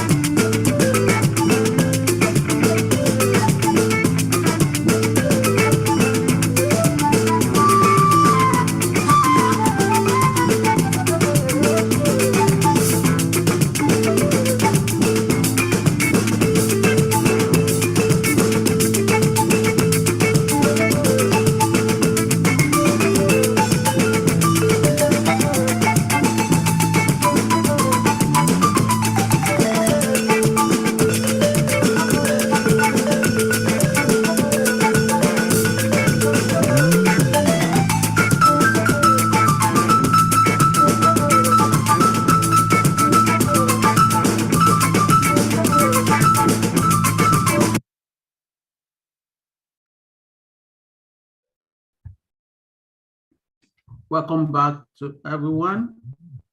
And we are back to the last leg of dialogue 2. Without taking much of our time,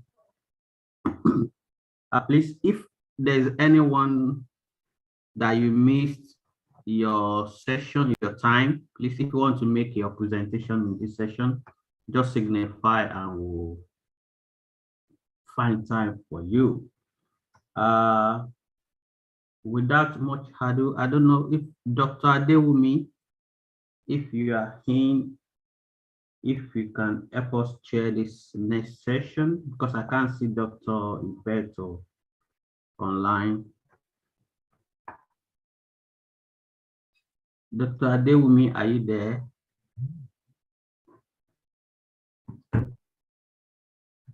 Okay, that's fine. I will still check and see how it goes. I would like to call, we have, in this session, we have 4 presentations scheduled. We have sustainable pathway for vanishing indigenous Ashoke by Dr. Oluidowu. That is the first presentation that we have. While we focus on sustainable textile features in this session. The second presentation is by Mrs. Adeleke, Out of the Heart, Saving Indigenous West African Textile Processes. The third presentation is on reviving traditional textile practices through collaborative approaches, while the last presentation is on sustainability of African textile and fashion industry in a global economy. I would like to yield the floor to Dr. Dr. Oluidowu for his presentation now. Dr. Dr. Oluidowu, can you unmute yourself and on your video and share your screen?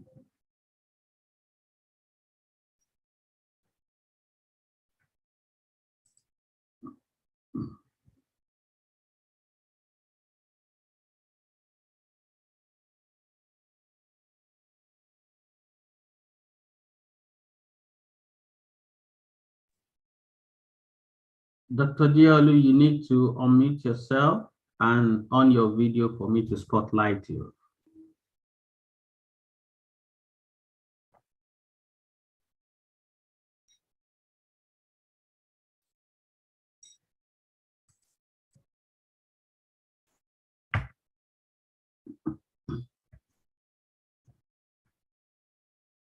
Dr. Dialu, we're waiting.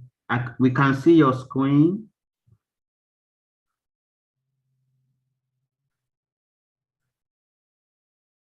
Yes.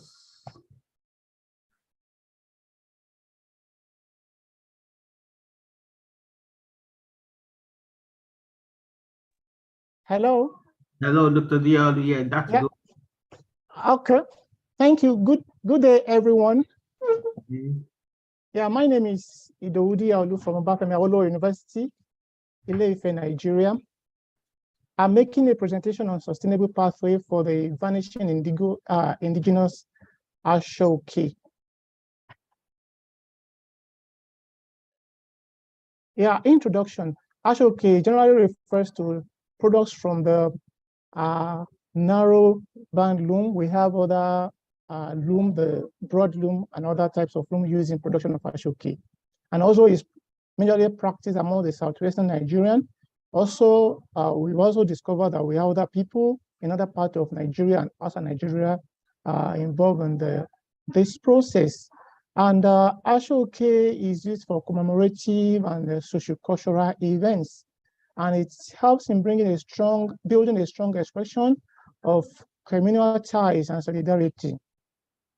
Makinde identified 3 types of Ashoke: Etu, Alari, and Sanya.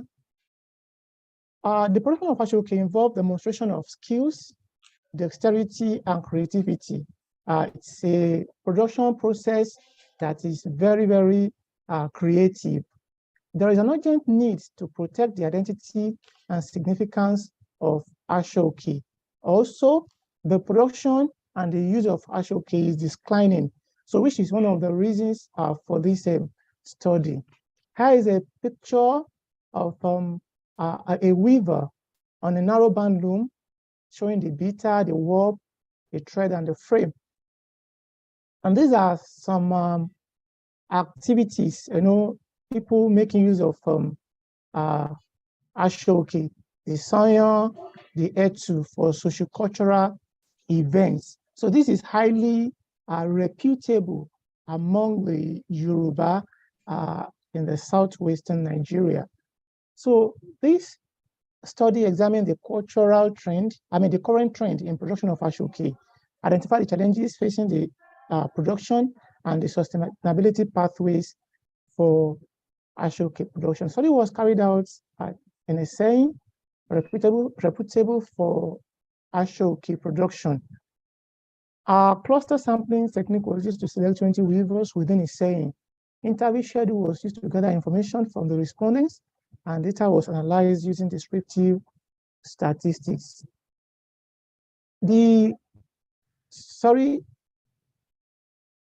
results, from the study, sourcing for materials, workmanship, patronage, low demand were some of the issues mentioned by the Ashoke producers. There is a decline in demand, and that their use is now limited to chieftaincy, festivals, engagement, and other events. They mentioned low profit margin as one of the factors limiting the production, the exorbitant price of raw materials, then the generational shift in cultural values.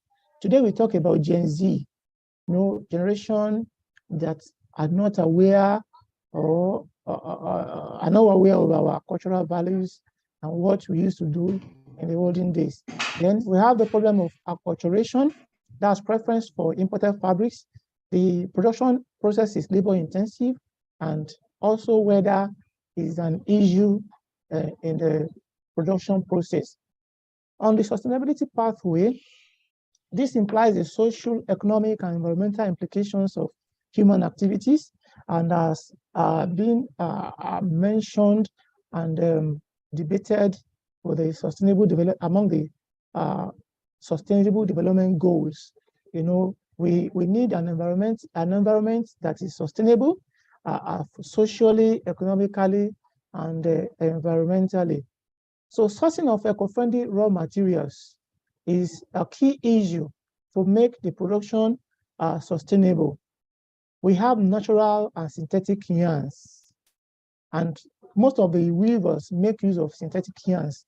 So we need more of natural yarns in this to make our production sustainable, environmental friendly, and eco-friendly.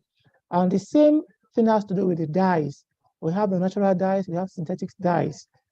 So also the solvents and the mordants used.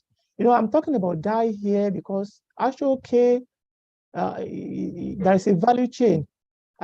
There's a production chain. Because the yarn has to go through dyeing and some other processes before we come to weaving. So they are linked together. So if we are talking about Ashoke weaving, we need to talk about the dyeing of the yarn as well. So there is need for the detoxification of dyes and effluents from the dyeing process, which will prevent land and water contamination. Also, recycling of waste products instead of throwing them into the dunghills and other places in the environment. Sources of recycling is being advocated to make our environment friendly. The marketing, the merchandising, and all those other processes also need to follow a sustainable pathway. The production also, the dyeing process also makes use of there is use of high water consumption, especially when making use of cotton. Although there are eco-friendly alternatives such as organic cotton and recycled polyesters. So these are what we need to make our production eco-friendly. These are just an illustration on the detoxification of dyes. And here are some alternatives. The study also makes use of some secondary data. We have some alternatives that will make our production to be less harmful to the environment. For example, the sizing, the desizing, and then the bleaching of cotton and all that. So some adaptations also are very needful. For example, the picture here is a picture of one of the during the preparation for this work, I met a lecturer who made use of Ashoke. What he's wearing here is a mixture of Ashoke and then Adire, which is very, very African, very, very unique. And also the adaptation and the conversion of Ashoke to other products like bags and shoes also will help in making Ashoke very, very sustainable.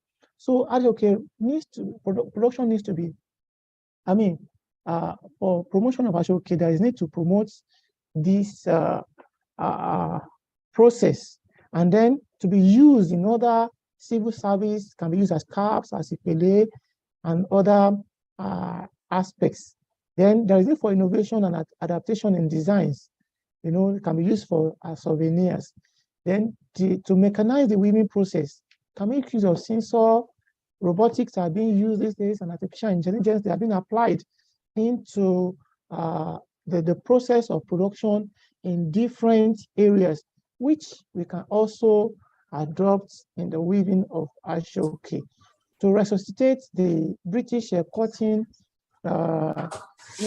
Association, where cotton is being produced in large quantity in Nigeria, and this will support income generation and buying relations and associations, as it can be used for ashoebi in the country.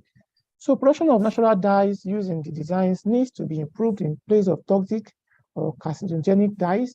And then there is need for research and innovation in the industry, and then consideration of the environment and climate change in the value chain to make it more sustainable. Thank you for listening. Thank you very much, Dr. Idowu, for that interesting presentation, showing us how to the sustainable pathway for production of indigenous textiles. Yes, we want to promote it, but we want to promote it in a way, in a safe, environmentally safe way that will offer social and economic benefits to our communities. We don't want to implement approaches that will harm the environment, thereby or cause disasters and expose the community to a lot of risk. In doing that, we really appreciate you for your presentation.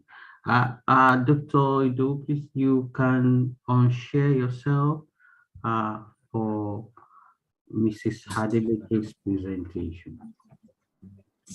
Yeah. Okay. I think I'll stop sharing. Yes. Yes. All right. See, Mrs. Adebake. Okay. Good. Still good. It's still morning. Good afternoon. Good morning. Okay. Let me try and share my screen right now. Can everybody see the screen? Yes. Yes, of course. Okay. All right. So I will start. Well, first of all, I just want to say that I am a sort of an independent writer, researcher. You know, history, art, cultural heritage and things, amongst many other things. And I've also done a lot of work on environmental issues over the years. And so I just love it when art, history, culture, and environment, when it all comes together. I mean, that's very exciting for me. And also, I'm sort of very much in touch with people who work in this area. And I recently wrote a biography on Chief Nike Ogundaye, who I'm sure needs no introduction to people who are here. So anyway, to start with my presentation, Out of the Earth, Saving Indigenous West African Textile Processes. I want to sort of really focus on three areas of discussion. One is the authenticity and the historical values. The second thing is the threats. And then lastly, challenges and solutions to working out a roadmap. So I will start now. Maybe there is one, if you can get a projector. Okay, I'm just trying to get this to go to the next slide. It's not going. Okay, yeah, that's it. Yeah. Okay, Out of the Earth, authenticity and historical values. Skills, methods of production, and the cultural history of West African textile making are all under threat. Historically, before industrialization, making cloth was an all-natural and sustainable process. There are examples of sustainable and non-polluting methods of making textiles across cultures everywhere. In terms of keeping alive and promoting the value of local knowledge about Indigenous textile industry, West Africa appears to be behind India, Latin America, Australia, and even China. And I really think that a comparative analysis of levels of documentation and outreach between countries and regions is required. The cultural narrative, symbolism, expressions of identity, and uniqueness of West African textiles must be widely understood and valued, both at home and abroad. Okay, I think I'm going too fast here. I don't know what's happening. Okay, yeah. Okay, so the next thing I want to talk about is the threats to Indigenous textile practices. First of all, access to land. Changing land use means that rural areas are becoming more urbanized, and the farmland that used to be used for subsistence and staple crops, which actually used to support these textile practices, is now being turned over to cash crops. And also the land to grow the raw materials for Indigenous textiles, such as indigo, raffia, cotton plants, vegetables, trees used for natural dyes, is diminishing. And also that takes away also the habitats for silkworms and insects that are all part of the process. And then added to this land threat is the availability of raw materials is being affected by changing weather patterns. I mean, I won't go into that because I think other people have spoken about that at length. And then we have availability of human resources. I mean, this is really changing because we are seeing a real drift to urban areas because people want to avoid the hardships of rural life. And then we have the demand for fast fashion, which has seen the introduction of synthetic dye products. And when I talk about fast fashion, I would include the current obsession with cheap achebi, where people buy things for a wedding this week and then another wedding this week, and it's just all fast fashion. And a lot of the material used for that is actually using synthetic dyes, and some of them are actually cancer causing. And this results in a lot of pollution. In fact, fast fashion is the second most polluting industry in the world. And then we have endangered sites. Now, this is very, very important for our sort of cultural heritage. In Nigeria and all across West Africa, there are so many ancient dye pits, ancient centers of textile weaving and dyeing, and they are not being adequately protected. I've just got a picture here of an indigo tree, and this indigo tree actually belongs to Chief Nike Okundaye. And there was a time when she actually wanted to set up an indigo farm whereby, you know, so that this particular product would actually be more readily available because it's actually shrinking. But she ran into all kinds of difficulties when she wanted to try and set up a farm, an indigo farm. And right now, there are people in other countries who are doing that, but we don't really seem to be doing this in Nigeria. And also, as I mentioned earlier, there are lots of natural products which are needed for Indigenous natural dyeing techniques. As you can see some things here, ginger, corn, bark, and things like that need to be available.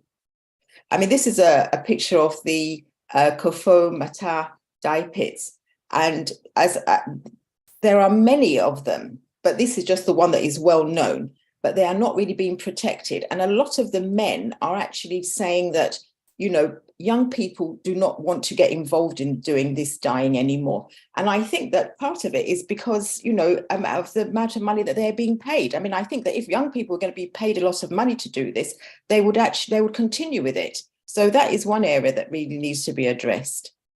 So to go on to the challenges and solutions to working out a roadmap.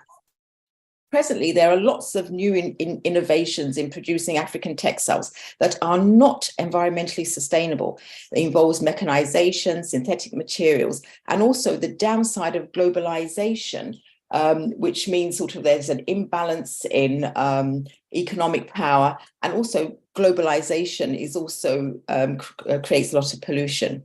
So questions: can indigenous textile traditions provide a solution for an environmentally sustainable future? Can these practices be kept alive without losing authenticity? Why are histories of indigenous African textiles in a much lower position in the public domain than the one held by the history of African Dutch wax non-indigenous textiles? Because, you know, if people want to start talking about African fabrics, the African Dutch wax story, which is not really indigenous, is everywhere. So we really need to bring the histories of indigenous African textiles up to that level of you know, being sort of having a high position in the public domain. And so a roadmap needs to be built to navigate these challenges. More focus is required on the creative process involved in these textiles rather than just the end product. Authentic indigenous textile production cannot compete with fast fashion. And to survive, it may need to concentrate on the exclusive, niche, high-end market, which means that these kind of, if it's to remain authentic, then it's going to become very expensive, and people are going to have to pay more for these things. There are huge opportunities for new businesses to be established, especially in the production of natural dyes and sustainable cotton. Right now, there are lots of people, not in Nigeria, I must say, but in other countries, who are sort of doing research into natural dyes, writing books, and really trying to promote these things. Now, there's a lot of academic research that has been done on indigenous textile processes and things like that. But now it needs to be translated to workable, practical solutions to save these techniques and processes, as well as the environments that they are linked to. Other countries and regions are experiencing similar issues. And we need to look at the roadmaps that they are using to see whether there are things that we can take from them in terms of trying to work out the challenges and get a roadmap that we can use. I mean, for me, I actually think that bottom-up NGO activity is needed, and top-down government policy is also required to build a workable roadmap, and with the support from Africans in the diaspora. Thank you very much.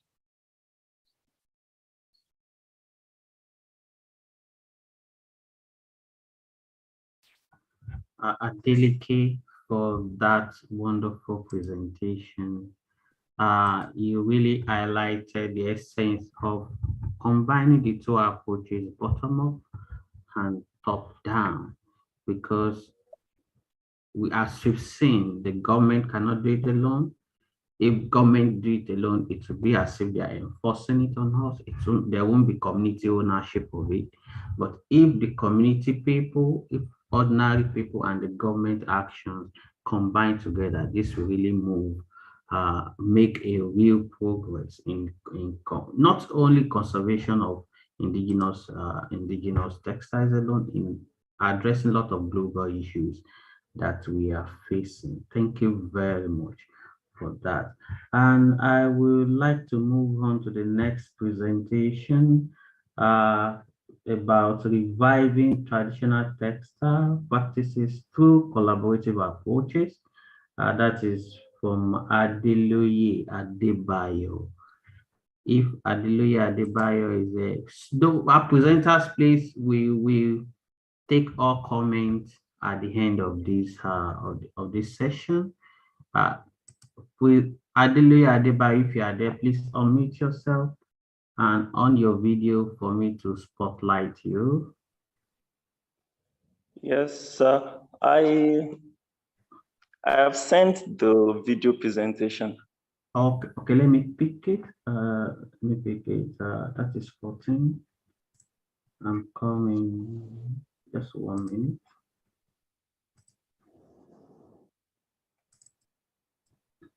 Okay, good. I've seen it. I will share the video from here and All right. enjoy it together.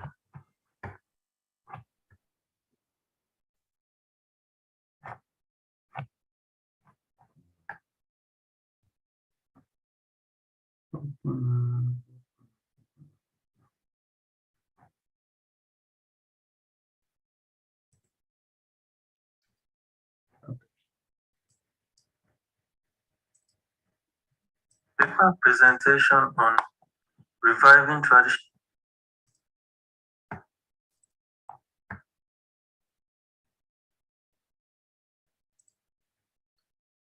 2 seconds.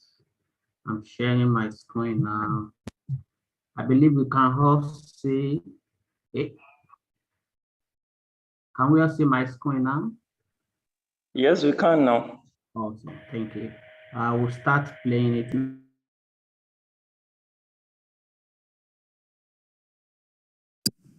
Paper presentation on reviving traditional textile practices through collaborative approaches by Adeloye Adebayo and Akinibosun Oluwatoyin at the Indigenous Textile Future Dialogue 2. Introduction. Traditional textile practices is crucial to many cultures and serves as a means of identity. We easily identify people's culture through what they wear. For instance, it is easy to know a Ghanaian through what they wear by the kente clothes, and the Yoruba people by the use of ashoke and adire fabrics. This shows that traditional textiles are symbolisms of people's culture and identity. However, globalization and industrialization have led to a decline in the production of traditional textiles. This is because of the preference for machine-produced textile products and the lack of interest in the production of traditional textile materials because of the stress involved in the process, and also because of the scarcity of natural resources needed for the production of traditional textiles. This paper highlights ways of reviving traditional textile practices through collaborative approaches, namely technology, community-based projects, and collaborations with artists. This paper adopts the art historian approach using literature review and case studies. It is important to know and understand the concept of traditional textiles, to know what really makes a textile material traditional. The first thing to consider is the design.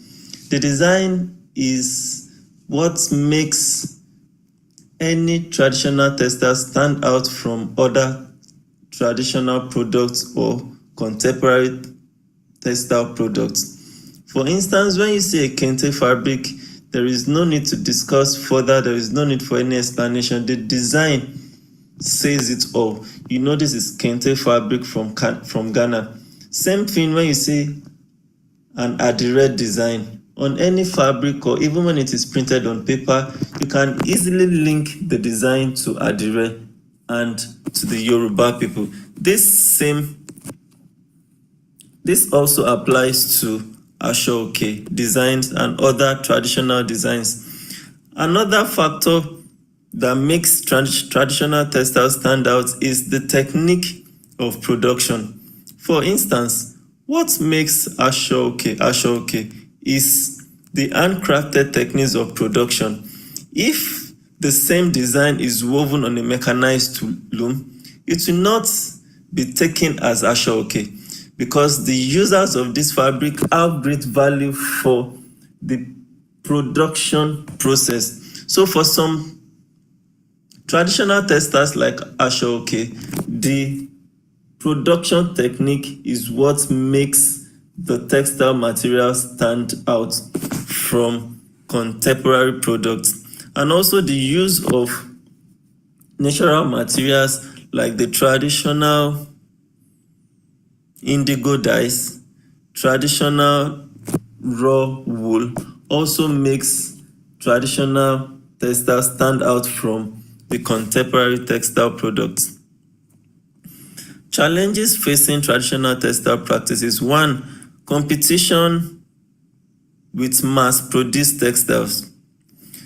Traditional textile products do not compete favorably with the machine-produced textiles because the mass-produced textiles are cheaper, and most times they have better finishing in terms of luster and crease resistance compared to traditional textiles. The method of production of contemporary textile products is also faster than the traditional textile production methods. This puts the mass-produced textiles at advantage over the traditional textiles. Another factor that affects the production of traditional textile is the environmental factors. This includes the scarcity of natural fibers due to climate change and pollution. Another vital challenge facing traditional textile production is the loss of skill and knowledge. Most traditional textile practices are usually transferred from one generation to another through oral tradition. But in recent times, the youth and younger generation no longer have interest in learning this craft. Rather, most young people now go to school, and even those that do not go to school prefer to learn easier trades like marketing, general business, and some even into transportation businesses. This negatively affects the production of traditional textiles. The use of technology to revive traditional textile practices. Technology has helped tremendously in preserving the designs of traditional textiles. For instance, now we can have kente design on any type of fiber. Kente originally is a woven fabric, but outside Ghana, we can have this fabric printed on cotton, printed on silk, printed on any other fiber due to technology. And this has helped to preserve this kente design and make it available across all culture. Same thing applies to Adire design. This second picture shows Adire design transferred on a silk material that drapes. This has increased the market value of the design because it is on a fiber that is not the usual cotton material. This drapes better and it's more appealing to the market, especially to the women. Use of community-based projects to revive traditional textile practices. Collaborating and empowering local textile artisans. Case studies.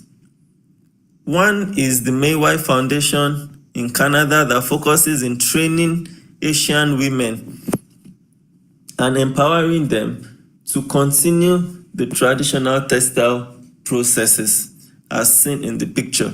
Another one is the Adire Textile Hub in Ile-Ife.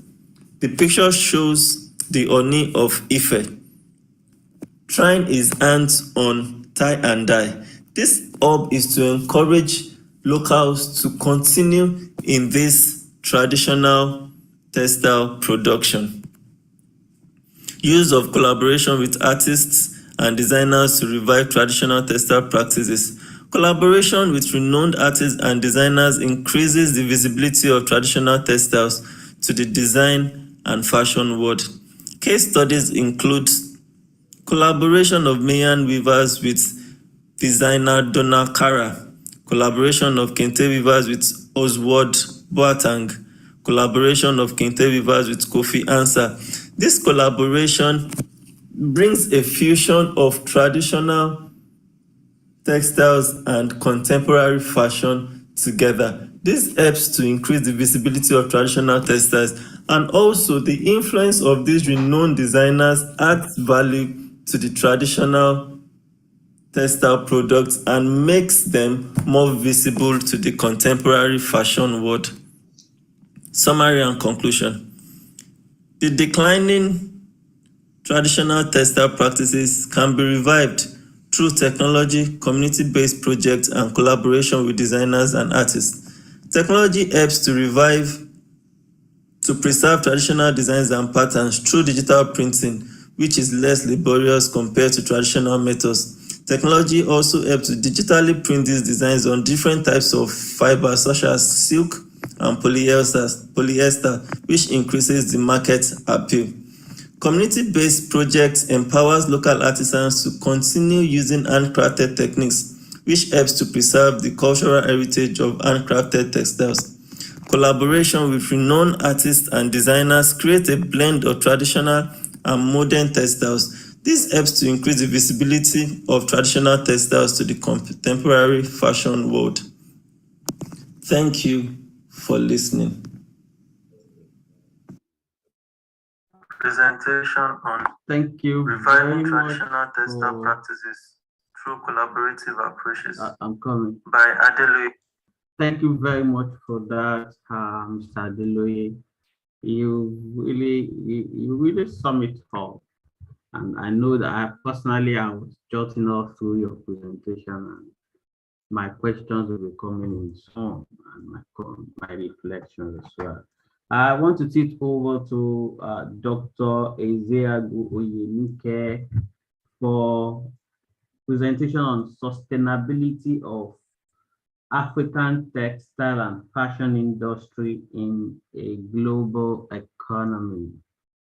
I've not received your presentation. Possibly you want to share from your hand. If you want to share from your hand, please take charge now.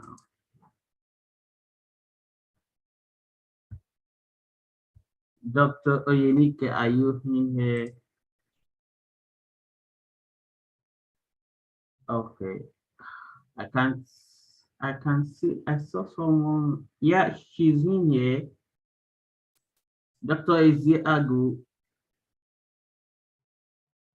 Oh, I can't, yeah? You've on your video now, yes. Can you unmute, ma?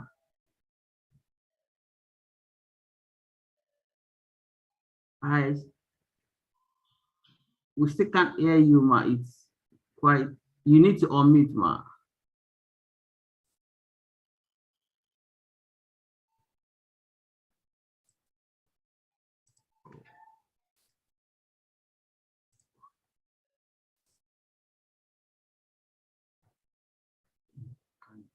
Yes, we can see you now, but we can't hear you, ma.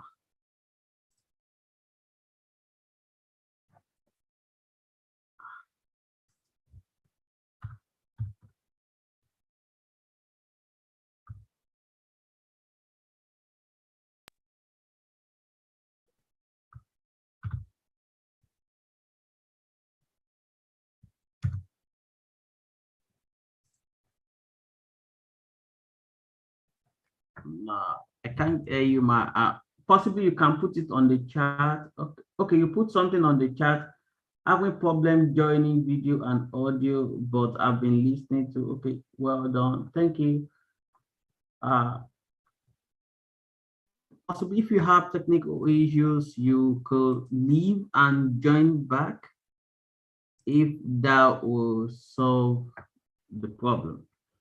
Now, if there's anyone that's missed his or her time that is ready to present, please signify. And I got a chat from Otimi Adeporiti to reschedule them.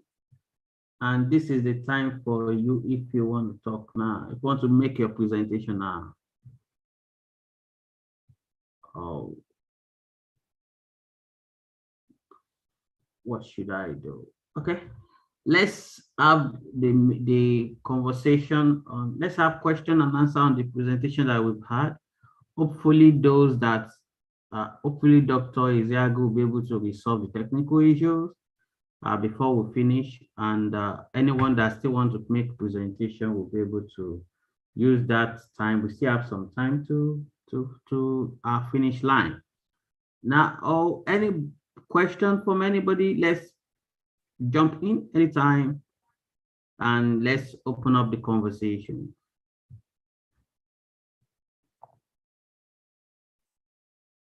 If I will start from my hand, hopefully someone I'll be the icebreaker here. Now, my question goes to Dr. Diaolu and Mrs. Kofo Adeleke. Now, I really enjoyed the two presentations, but I want to ask this question. Now, if we say, let's say for instance, there's a material that they used to use for indigenous, like Adire, that is not sustainable. How, and we are trying to open the communities or the practitioners involved in this practice into a more sustainable way of doing that same thing. That means possibly they are using a type of dye that is not sustainable to the environment or something, or that could contaminate the water bodies and all that. How can we do that? How can we manage that and still ensure that indigenous knowledge is preserved? Because we need the community to change what they are using. If we change it, won't it result into loss of indigenous way of doing things? Over to you, Dr. Diaolu and Mrs. Kofo Adeleke. And So anyone that wants to respond to it. Let the men respect the women first. Okay, thank you very much. Well, you see, the thing is, when it comes to, I mean, I did sort of stress authenticity, and I know that obviously, sometimes when you talk about being sustainable, it's not cheap, it's more expensive to do it the right way. To maybe if you're going to use a dye that is very, very good, and the dyes that are the best are probably the natural dyes, it's going to be more expensive. And so that's why, I think if we really want to preserve the methods, if we really want to be authentic, then the material that's being produced is going to be more expensive, and we're going to have to pay more for these materials. And we have to put an end to this business about every time you have a party, you have to go and get some other new material. In the old days, you would have one agbada for life, and you would pass it on to other generations. So I think we really have to, I mean, when we talk about being, sort of sustainability and sort of how we move forward to, sort of protect the environment, we have to change the way we live and the way we behave. And we have to pay more for things, because if you pay more for things, then you look after them. Now, you see, the thing is, I spoke about having these products as being niche and high end. There's something that was mentioned earlier called Harris tweed, because we talk about indigenous practices. In Europe, they also have these indigenous practices which they are trying to protect. And there's one called Harris tweed. And it's still made, in the traditional way, maybe with a few different sort of technical things that have been improved, but largely, and that tweed is very, very expensive. And if you buy that tweed, if you buy a jacket made from that tweed, you use it and use it and use it, you see? And so I think it's, we have to talk about having a lifestyle change. But, if you want fast fashion, then I don't really think that you can make it sustainable. That's what I would just like to say for now anyway. Thank you. Thank you. Yeah, let me just start from her last statement, a lifestyle change. And I think that sums it up. The issue of sustainability in textiles is not what the fashion designers alone can achieve. It's going to be very difficult. You see, all the stakeholders need to put their hands on the desk and work together. If I want to start from this point. You know, sustainability is a global issue. It cuts across all the nations. And at first, we were talking about SDG, is it now 2000 or whatever, then 2020, now 2030 now. I think maybe it's now 2060 or whatever. You see, each nation or country, they are all making efforts to achieve this goal. And it has to start with, I don't want to use the word government, maybe non-governmental organization, but the word lifestyle there sums it up. Whether you're in the government, in the academics, in the production, everyone should have that sense that, and you know, the presentation I made, how many of our weavers are aware of the sustainable aspect of weaving and dyeing? In fact, that's a big question, because, you know, sustainability, those who have been weaving in 1940s, 1970s, you know, issue of sustainability has not been so much prominent then as it is now. So everyone, you know, we need to have that notion that we need a safe environment. Then if in 2020 thereabouts, we submitted a proposal to the National Research Fund, that's State Fund in Nigeria. Actually, we are working on a project on digital development of a digital ecosystem for Nigerian textile industry. So actually, I conceived the idea for my postdoc, and it was not accepted. So when State Fund came, we packed it again and submitted, and State Fund approved it in 2020, and close to 20-something million thereabouts. So we've been working on it. What I'm trying to say is that the issue of funding, you know, she also talked about cost. In fact, she's as if the mines we think, you know, costly. So the research is ongoing to be able, in which we can link Nigerian designers. We have many of them here in Nigeria. Link them with those who are outside the country, design for them, you know, through using avatar and all these models that they use in computer, artificial intelligence, and the Internet of Things. So someone here in Nigeria will make the design. The person will order for it, get the size. There are some machines that we are trying to put in place, and then produce and send back to the person outside the country. So we will be attracting dollars and euros and all that. But that's just by the way. But the issue of support, you know, the government, through the research fund, they are supporting that aspect, digital ecosystem. So the same trend. SDG is seriously financially consuming in every area. So if we can look at it in that area, I think if we say it's for the weavers, the raw material is not there, so they have to import it. So who is going to salvage? Who is going to, and our imports and all these laws and whatever, we are not really working on it. So, sorry, before I forget, we have a serious issue in Nigeria, in our area here, and everybody knows it's power. Sir, the day issue of power supply is solved, many other problems will be solved. Many other. The other time I had the privilege to come to the UK for a conference at the IT, that's International Textile and Apparel Association in Regent's University in London. You know, you go there, you want to enter, the door will open by itself. You go to the shower, the light comes in, you know, everything is censored. We can't do it here. Because light will go. Hope the person will not be hooked up when light, you know. So power supply is a critical issue. Critical issue. So I don't know. I think let me just stop there for others to make contributions. Oh, thank you very much, Mrs. Adelika and Dr. Ido. Please, let's jump in. Let's make it conversational, please. Let's share our thoughts. Let's share our minds. I don't want to be the one talking. I want to hear everybody. Okay. Can I say something, sir? Yes. Okay, this is Adebi. I came late into the presentation, actually.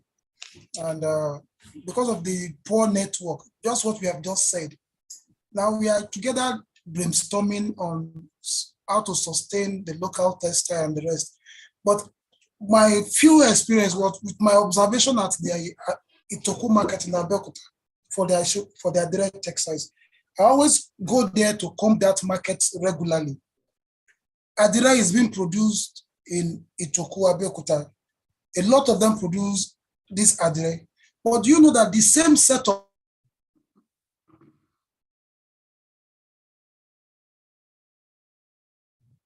shops is filled with Adire textiles, 3 quarters. So you discover that this is even killing the local production on its own.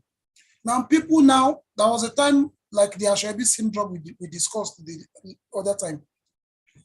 For my father's burial, we were planning to pick a fabric, and I was introducing them to Adire because it was my area. I could easily access the market and get good Adire for them. Somebody told me, there is Adire 5 years now for 2,500 naira. I was like, wow, where will you get that from? Like we said, if you want to preserve the local,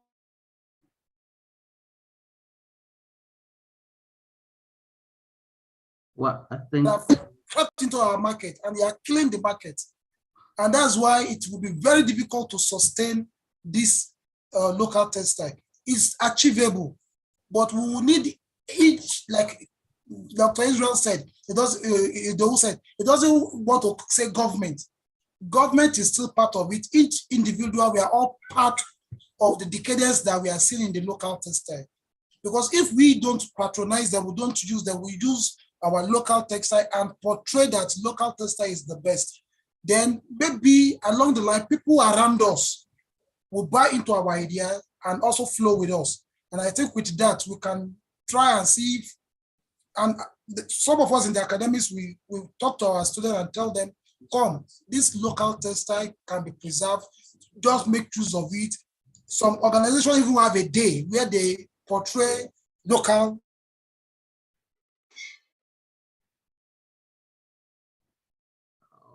Mr. They will not be in tie and suit on Friday, but if you can chip it into it, like I did some research on it. We did some research on it that we want to see their perception towards the use of local textiles for their Friday wears and other things. But we discovered that some of them have negative perception towards it. Oh, these are some of those things I discovered that are militating against the preservation of this local.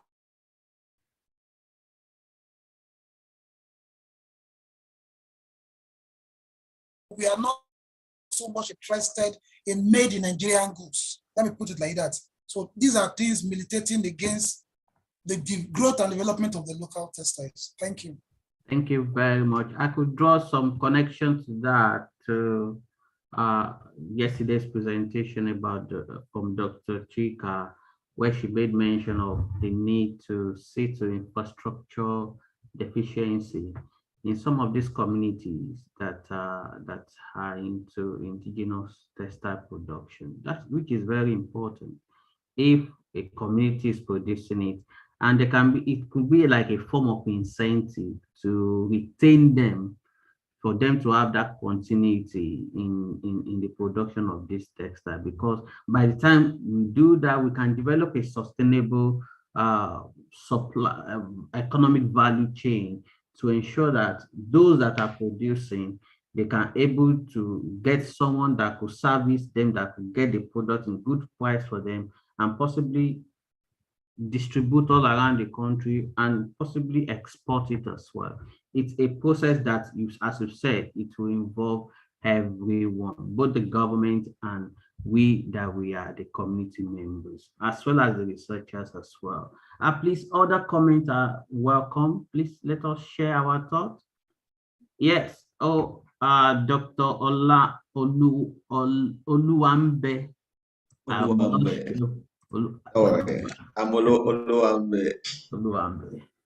Good morning, good afternoon, everyone. Let me appreciate all the presenters, those that have presented today. I have actually learned from all your presentation. But of particular interest to me is that of Adeleke, and I could see some kind of resemblance in her presentation and that of Adebayo. Yes, you've actually made me to understand better. Of course, I know, but it's more clearer that when we talked about traditional textile production, it's quite different from sustainable textile production, right? Are you with me, man?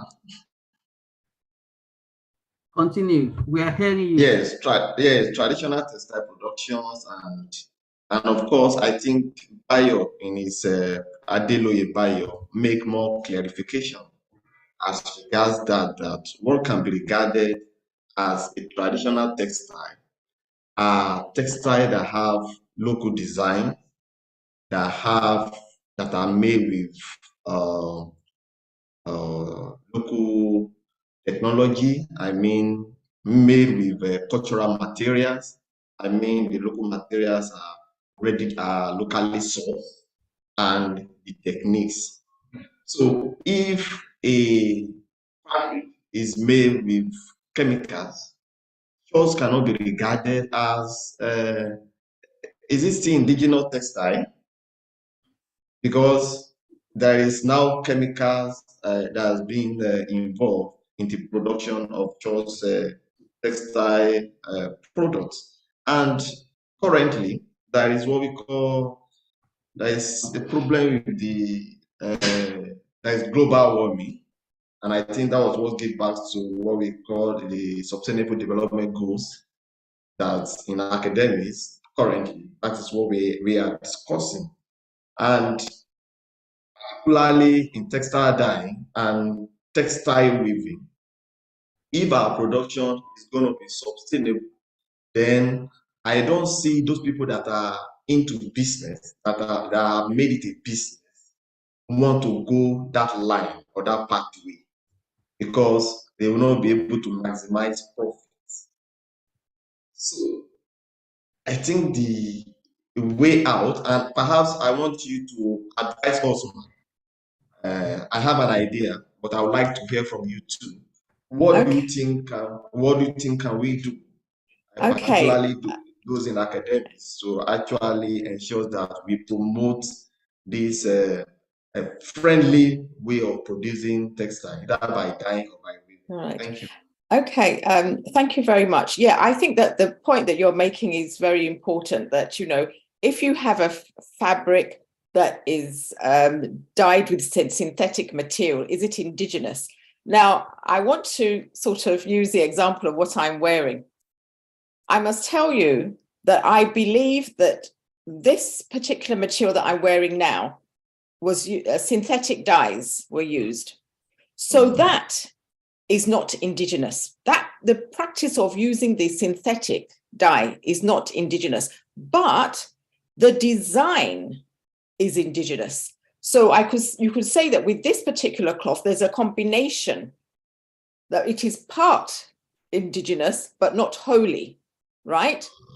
So I think what we do have here is maybe two separate markets, right? We would have a market where you have a product that is 100% in terms of the design and the practice, right from the beginning to the end. And if you have those kind of designs and those kind of textiles, they are going to be very, very expensive. And they will be high end, they will be niche, they will be the things that you will buy and you will keep for decades and you will pass them on. For example, I mean, you know, we've had the coronation of King Charles. He wore clothing that was like 100 years old. You know, these are things that you keep. But on the other hand, if you start to say that, okay, we're going to use machines to produce this, we're going to use, what is it, AI technology? Is it AI? What's it called again? Internet of Things. Yeah, IoT. And then you're going to use synthetic, you're going to use machines, all of that. Then really you are taking away a lot of the indigenous skills that's going to be part of it. So I think that on the one hand, okay, fine, I'm sure that market is going to continue. I don't think there's anything we can really do about it. But what is equally important is that we should still try to keep the practice that is almost 100% indigenous. So I think we have to look for two pathways to actually deal with this. And one of the things is that a lot of people who do this, so that we don't lose out. I mean, land is so important here, land use, where we get the dyes from. And you see, the thing is, sustainable cotton. If you come to Nigeria now, you say, oh, where can I get sustainable cotton from? No, nobody will probably, it's difficult to say. Somebody was saying to me, are there any sustainable forests? I want to buy some wood, but it has to be sustainable wood. All of these things. So there are so many opportunities for us to build businesses and do things. Natural dyes. I mean, when you think about onion, you can use an onion to get a dye. There are so many things you can get. You can use ginger to get dyes from. You can use corn to get dyes from. And there's so much knowledge out there that we still need to gather together and find out how we can put it to good use. And these are sustainable things. These are things that I'm really interested in. I mean, I know that there's the sort of, people are saying, okay, we've got to, we're having a party and we need yards and yards and meters of cloth, and we need it so quickly. How are we going to get it quickly? I mean, okay, there might be some people that want to veer into that mass production end of things. And, I can't really talk too much about how that can be sustainable. How can that can sort of help us with the environment. But really, we must start to hang on to our indigenous practices. And we have those that still have this local knowledge, and those that are still doing it, we have to pay them more. They have to be paid more. If you pay them, they're saying that, the young people are running away from this. Why would they run away from it when there's no money in it? It's very laborious.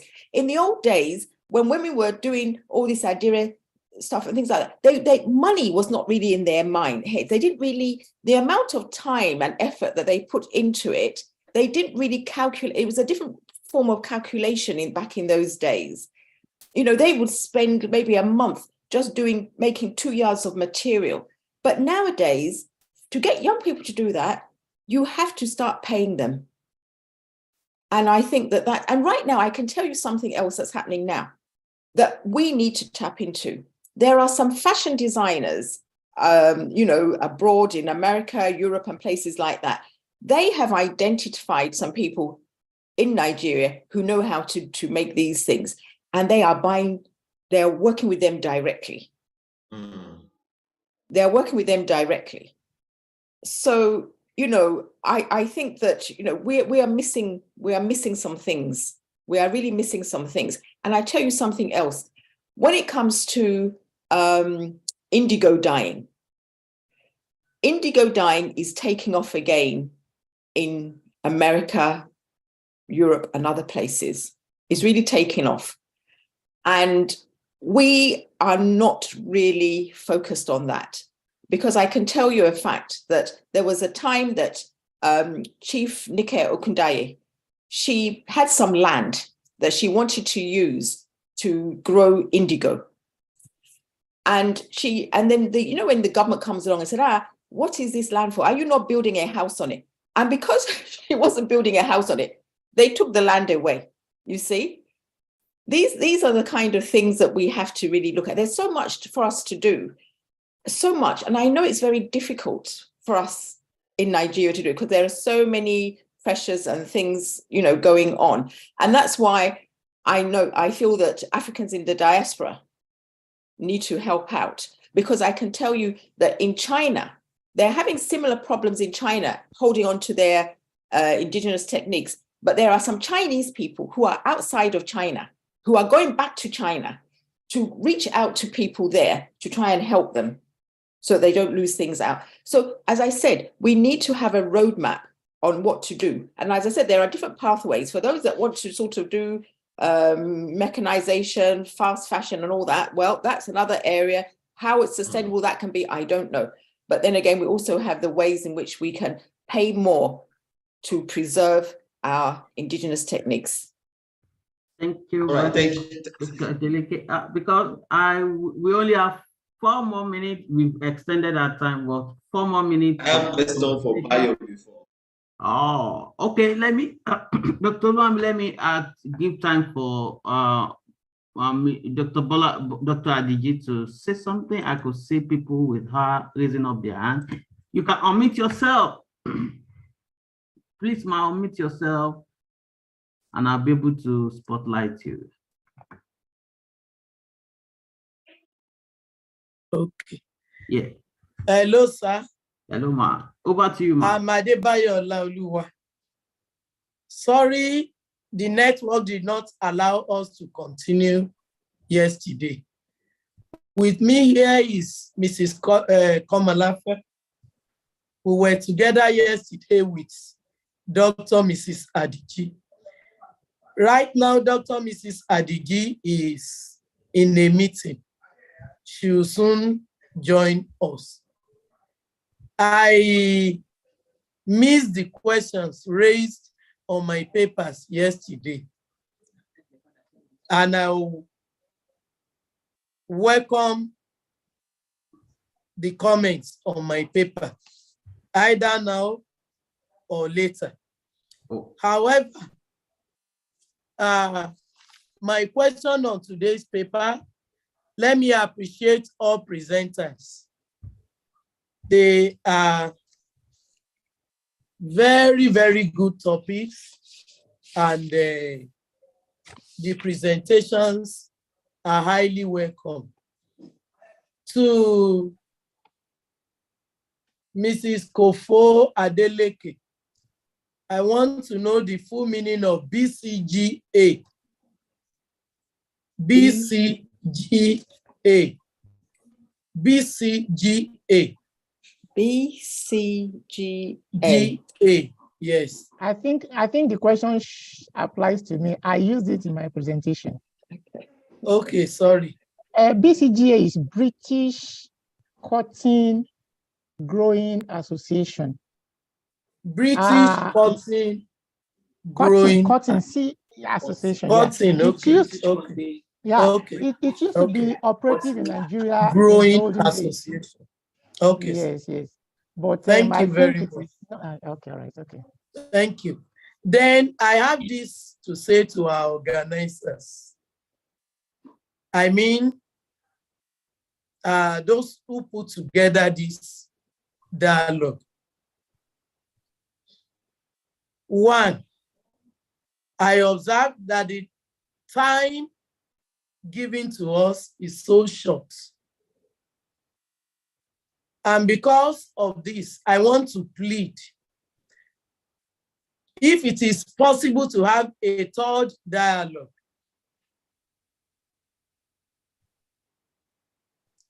give more room. It will definitely enhance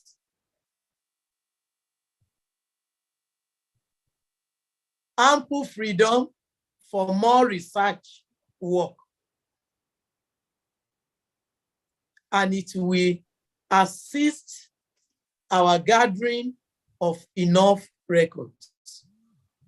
Let me share this. As I was listening to the presentations today, my mind went back as our big auntie Kofo Adeleke was sharing her views. I remember when my grandmother handed over a very valuable woven fabric to my mother. I knew I was under 10. When she passed on at the age of 104 years, I was already 26 years old.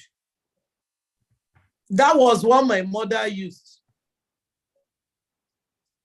Because my mother passed on earlier than expected at the age of 75, she couldn't do the same right to me.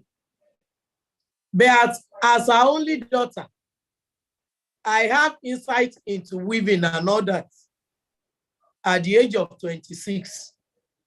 So I grabbed that material, looking into the quality, the texture, and the weight. It differs so much from what we have in the present day. And I recollected that my grandmother, my maternal grandmother, did say when she was handing over that material to my mother, that she got it from her mother, who got it from her own mother, meaning 4 generations. Each time I pick up this material, I discover that it's very far, completely different from the contemporary weaving fabrics. And that made me, it spawned me into going further into more research works. And there are a lot that is lost in our culture, especially that has to do with indigenous woven fabrics. And I believe that we need to do a lot to resuscitate, to recover the lost glory of the weaving culture. And 2, I observe that it's like we have abandoned, I mean the Yoruba, we have abandoned research completely to those on master's program, on PhD program. And 80% of their discoveries don't leave the academic shelves of the postgraduate schools. After graduation, after collecting the certificates, nothing is done about what they discovered. And my number 3 observation is, whenever there is a conference, except it is in the diaspora, where they have enough resources to go back to work, immediately after the conferences, whatever informations that are gathered, informations gathered, they are left on the shelves of the organizers of the conference. So not much is being utilized for developmental purposes. I believe a conference should go beyond the results of the conference, should go beyond the conference. I got involved in this because I'm very sure that there is going to be progress after this conference. So please, whatever we can do, if it is possible for a third dialogue before you go into publication, please kindly help us. Thank you. Thank you very much, Ma. I will address a lot of your comments in the next section, because the next, after this conversation, after this open conversation, I'm coming, Dr. Chika, we'll have action and way forward. And there I will open a lot that the team will deliberated on to us. And over to you, Dr. Chika. Okay, I have good day, everyone. Thank you so much. Indigenous and textiles. And Dr. Chika, it's like your network is unstable somehow, because you can't hear me clearly. Can you hear me? Yes, yes, let's see. It's still unstable. Let's see if you can off your video, maybe the bandwidth couldn't Okay. think. Yes, let's see how it goes. Hello? Yes, I think Yeah, it's we good can now. hear you. Can you hear me? Yes. Yes. Okay, okay. I said that there's something I want to ask. That when you find yourself, okay, a group of people that are practicing their indigenous weaving, and they have put up that is only if you are born there or if you are married into that place, that is the only time you will be qualified to learn how to weave. I asked them this question. I said, the people that you people gave birth to are not willing to learn. Then those that are willing to learn, you have refused to teach them. How are you going to sustain this weaving tradition? You prefer it to be like that, yet you are complaining. Nothing is happening. Where are we going from here? You are not imparting that knowledge to anybody.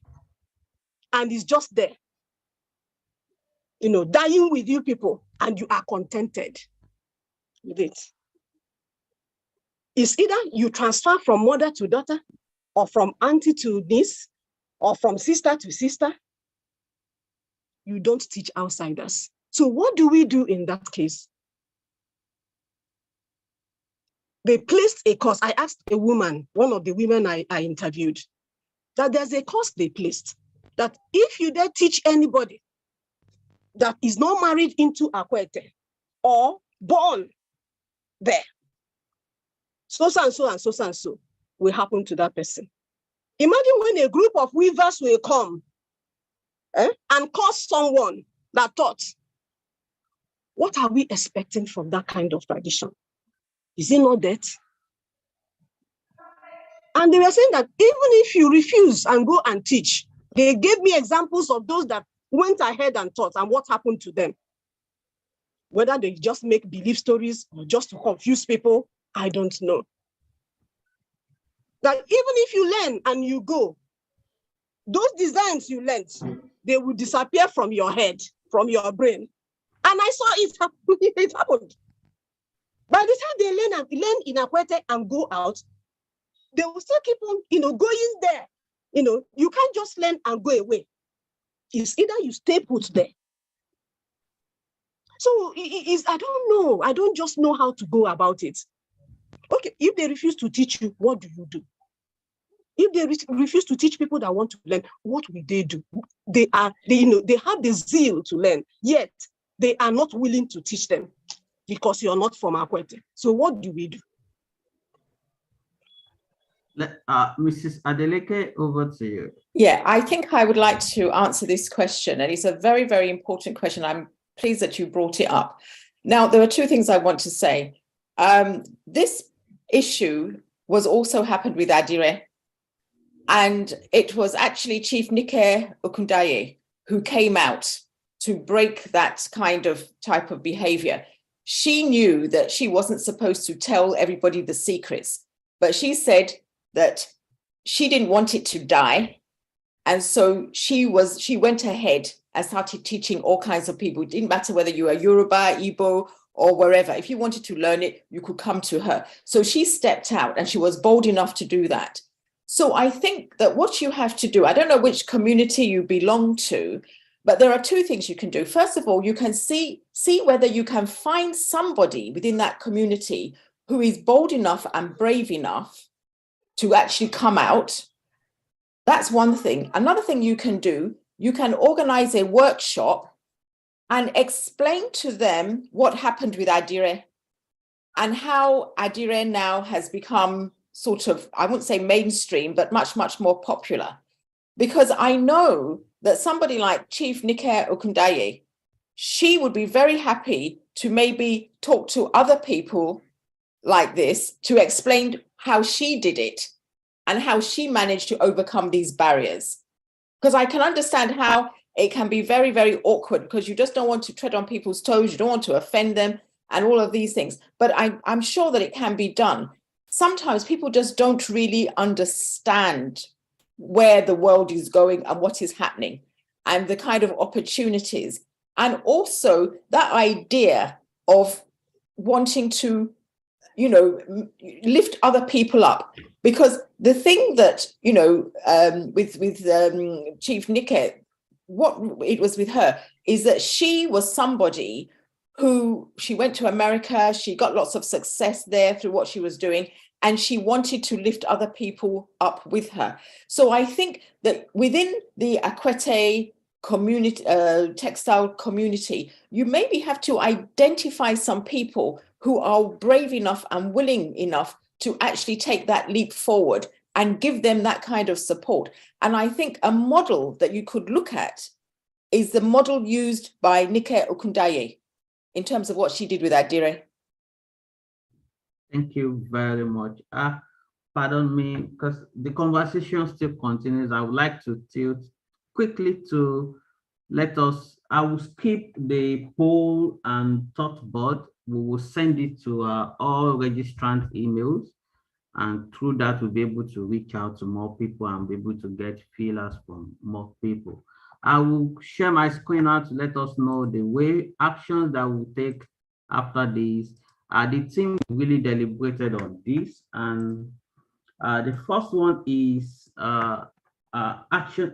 The first thing that we want to do is, after this conference, we are coming out with a book of abstract. All the abstracts were peer-reviewed, and they were reviewed by eminent researchers. And we had a lot of abstracts that were submitted, around 40 something, and it's only 17 or 18 thereabout that was, I think 19 that was selected to be included in this research, in this dialogue.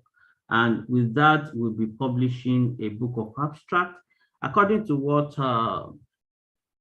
I've forgotten her name now, that was with Dr. Adiji. We want to push this beyond the shelf, beyond the publishing houses that we all know about. We want to make it, that's why we're really happy about Dialogue 1. In the Dialogue 1, we have students, we have researchers, and they don't make up to not like 5% of the participants. Much of the participants that we had are more of community members, people that are practicing. Even 2 people came with their equipment. They show us the long loom, they show us this, I've forgotten the name now, that has 4 wooden, all their equipment, they brought it and show to us. And we're happy that we want to push it to the community members within the community, the knowledge that we created through it. And afterwards, that we are publishing a book of abstract, and also we are publishing a special issue journal for many of us. Out of the 17, we still select few abstracts that will request the full paper, their full paper from them. And these are the ones that will be included in the special issue. And after that, for us to be able to carry forward this conversation, we want to leverage this dialogue to establish a heritage research network, in the sense that it will not only involve only researchers, it involve independent scholars, anyone that are interested in this across Nigeria, across the world. And for us to be able to carry this conversation forward, because through that we'll be able to tap resource persons that will be involved in lots of events that we'll be having in the future. Like later this year, also we plan to have series of conversation. This, like our mommy said, that more time. She advocated for more time. We will have conversation that is 1 hour long, and we just have 1 or 2 presenters alone, and we'll be able to have in-depth conversation about the research, about the practice and all that. I'll be able to gather a lot of, develop more knowledge through that. We'll be having that, and we'll be sharing more information to us as we go forward as well. Also, as I said, we'll be having, we are launching our website, social media platform, and annual event series very soon. The website is around 75% complete. The social media platform, we have our YouTube channel already. We are looking forward to establishing one, or depending on how we have the capacity at that time, but we'll possibly go with the website first, because we want to establish this network that is inclusive of everyone, regardless of the level of education. Just once you have interest about anything heritage, both tangible, both intangible, and built heritage, textile heritage, and all that, we'll be able to have this conversation and also be able to collaborate with a lot of organizations, like as we have now. It's through collaboration that we can have Mrs. Adeleke here. It's through collaboration as well that we can have Dr. Holly here as well. These are the people involved in Legacy 95. Also, we have a lot of organizations both within Nigeria and outside Nigeria that are keen to be involved involved as well. We can collaborate. A lot of professionals, a lot of people in the practice, people in the policy making space, people in the decision making space, people that are just committee members involved in many of these issues that we're talking about. Also, at the end, because this is a funded, this is a funded project, we are expected to publish our project report. This will be published later this year, and it will be shared to everyone that has participated. I know that once you participate, we have your email, and we'll be able to share the report and everything with you. Okay, if possible, someone said, if possible, a WhatsApp group. Yeah, that is good. Yes, we will look into, yes. We will create, thank you very much. We will create a WhatsApp group, and we will be able to use that to extend this conversation further. We will create the link, and we will send it to every one of us that are interested to join. It's quite voluntary, and we'll be able to reach us through WhatsApp, through the website, through the social media, and through all other forms, through our email and other forms of communication as well. That's about the way forward. And I believe that this is just a process of opening up the conversation and be able to build on it as we go further. Because we are looking forward to collaboration amidst organizations, both universities, polytechnics, in Nigeria, non-governmental organizations. By the time we come together, that is when we can create that critical mass that we can use to speak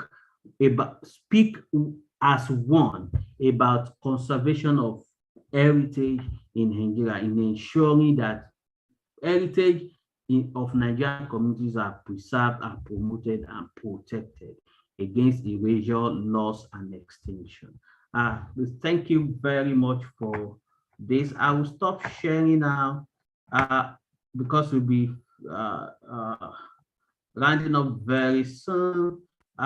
Just to note, this is a team that I made up of myself, Dr. Ayeni. Dr. Ayeni, she's in a meeting presently. Dr. Adiji, she's in a meeting presently as well as Dr. Adewumi. She's in a meeting, because these are senior researchers in universities in Nigeria, and there are a lot of meetings.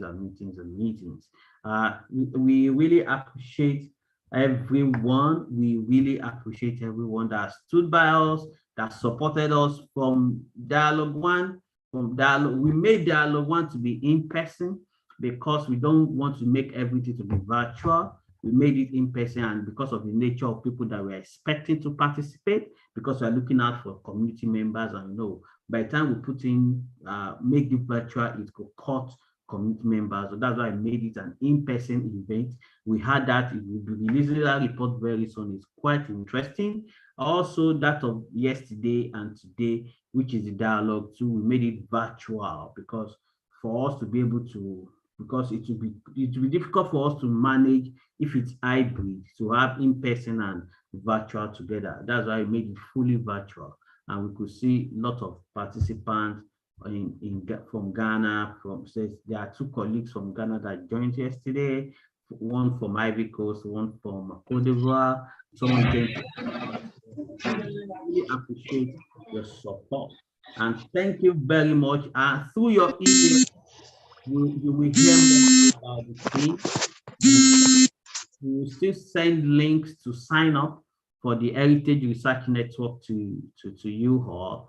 And please, if it's quite voluntary, if you're interested, you can sign up for it and you'll be able to participate, know more about our event, you'll be able to participate further. And thank you very much for your interest. We appreciate you. I don't know if we can, it's quite, okay, people, we are here, please, if we can on our video, just for us to have something like a group picture. I know that many of us have gone, but our bread is better than none. If we can have our, I'll just take a quick snap of it, and I'm coming. I want to exclude those that don't have the, please, I will just, yes, let me spotlight her. Okay, let me spotlight everyone. Yes, please, just once I'm done, I will let you know. Just 10 seconds more for me. Okay, let me spotlight you. Yeah, okay, just 10 seconds. Yeah, 10 seconds. Once I do it, I will let you know. Can we put up a smile? Good. Okay, let me do another one for us to have everyone smiling. Just another capture in a jiffy. I'm coming 1 minute. Let me move to a larger screen. Yeah. Can we smile, please? Yeah.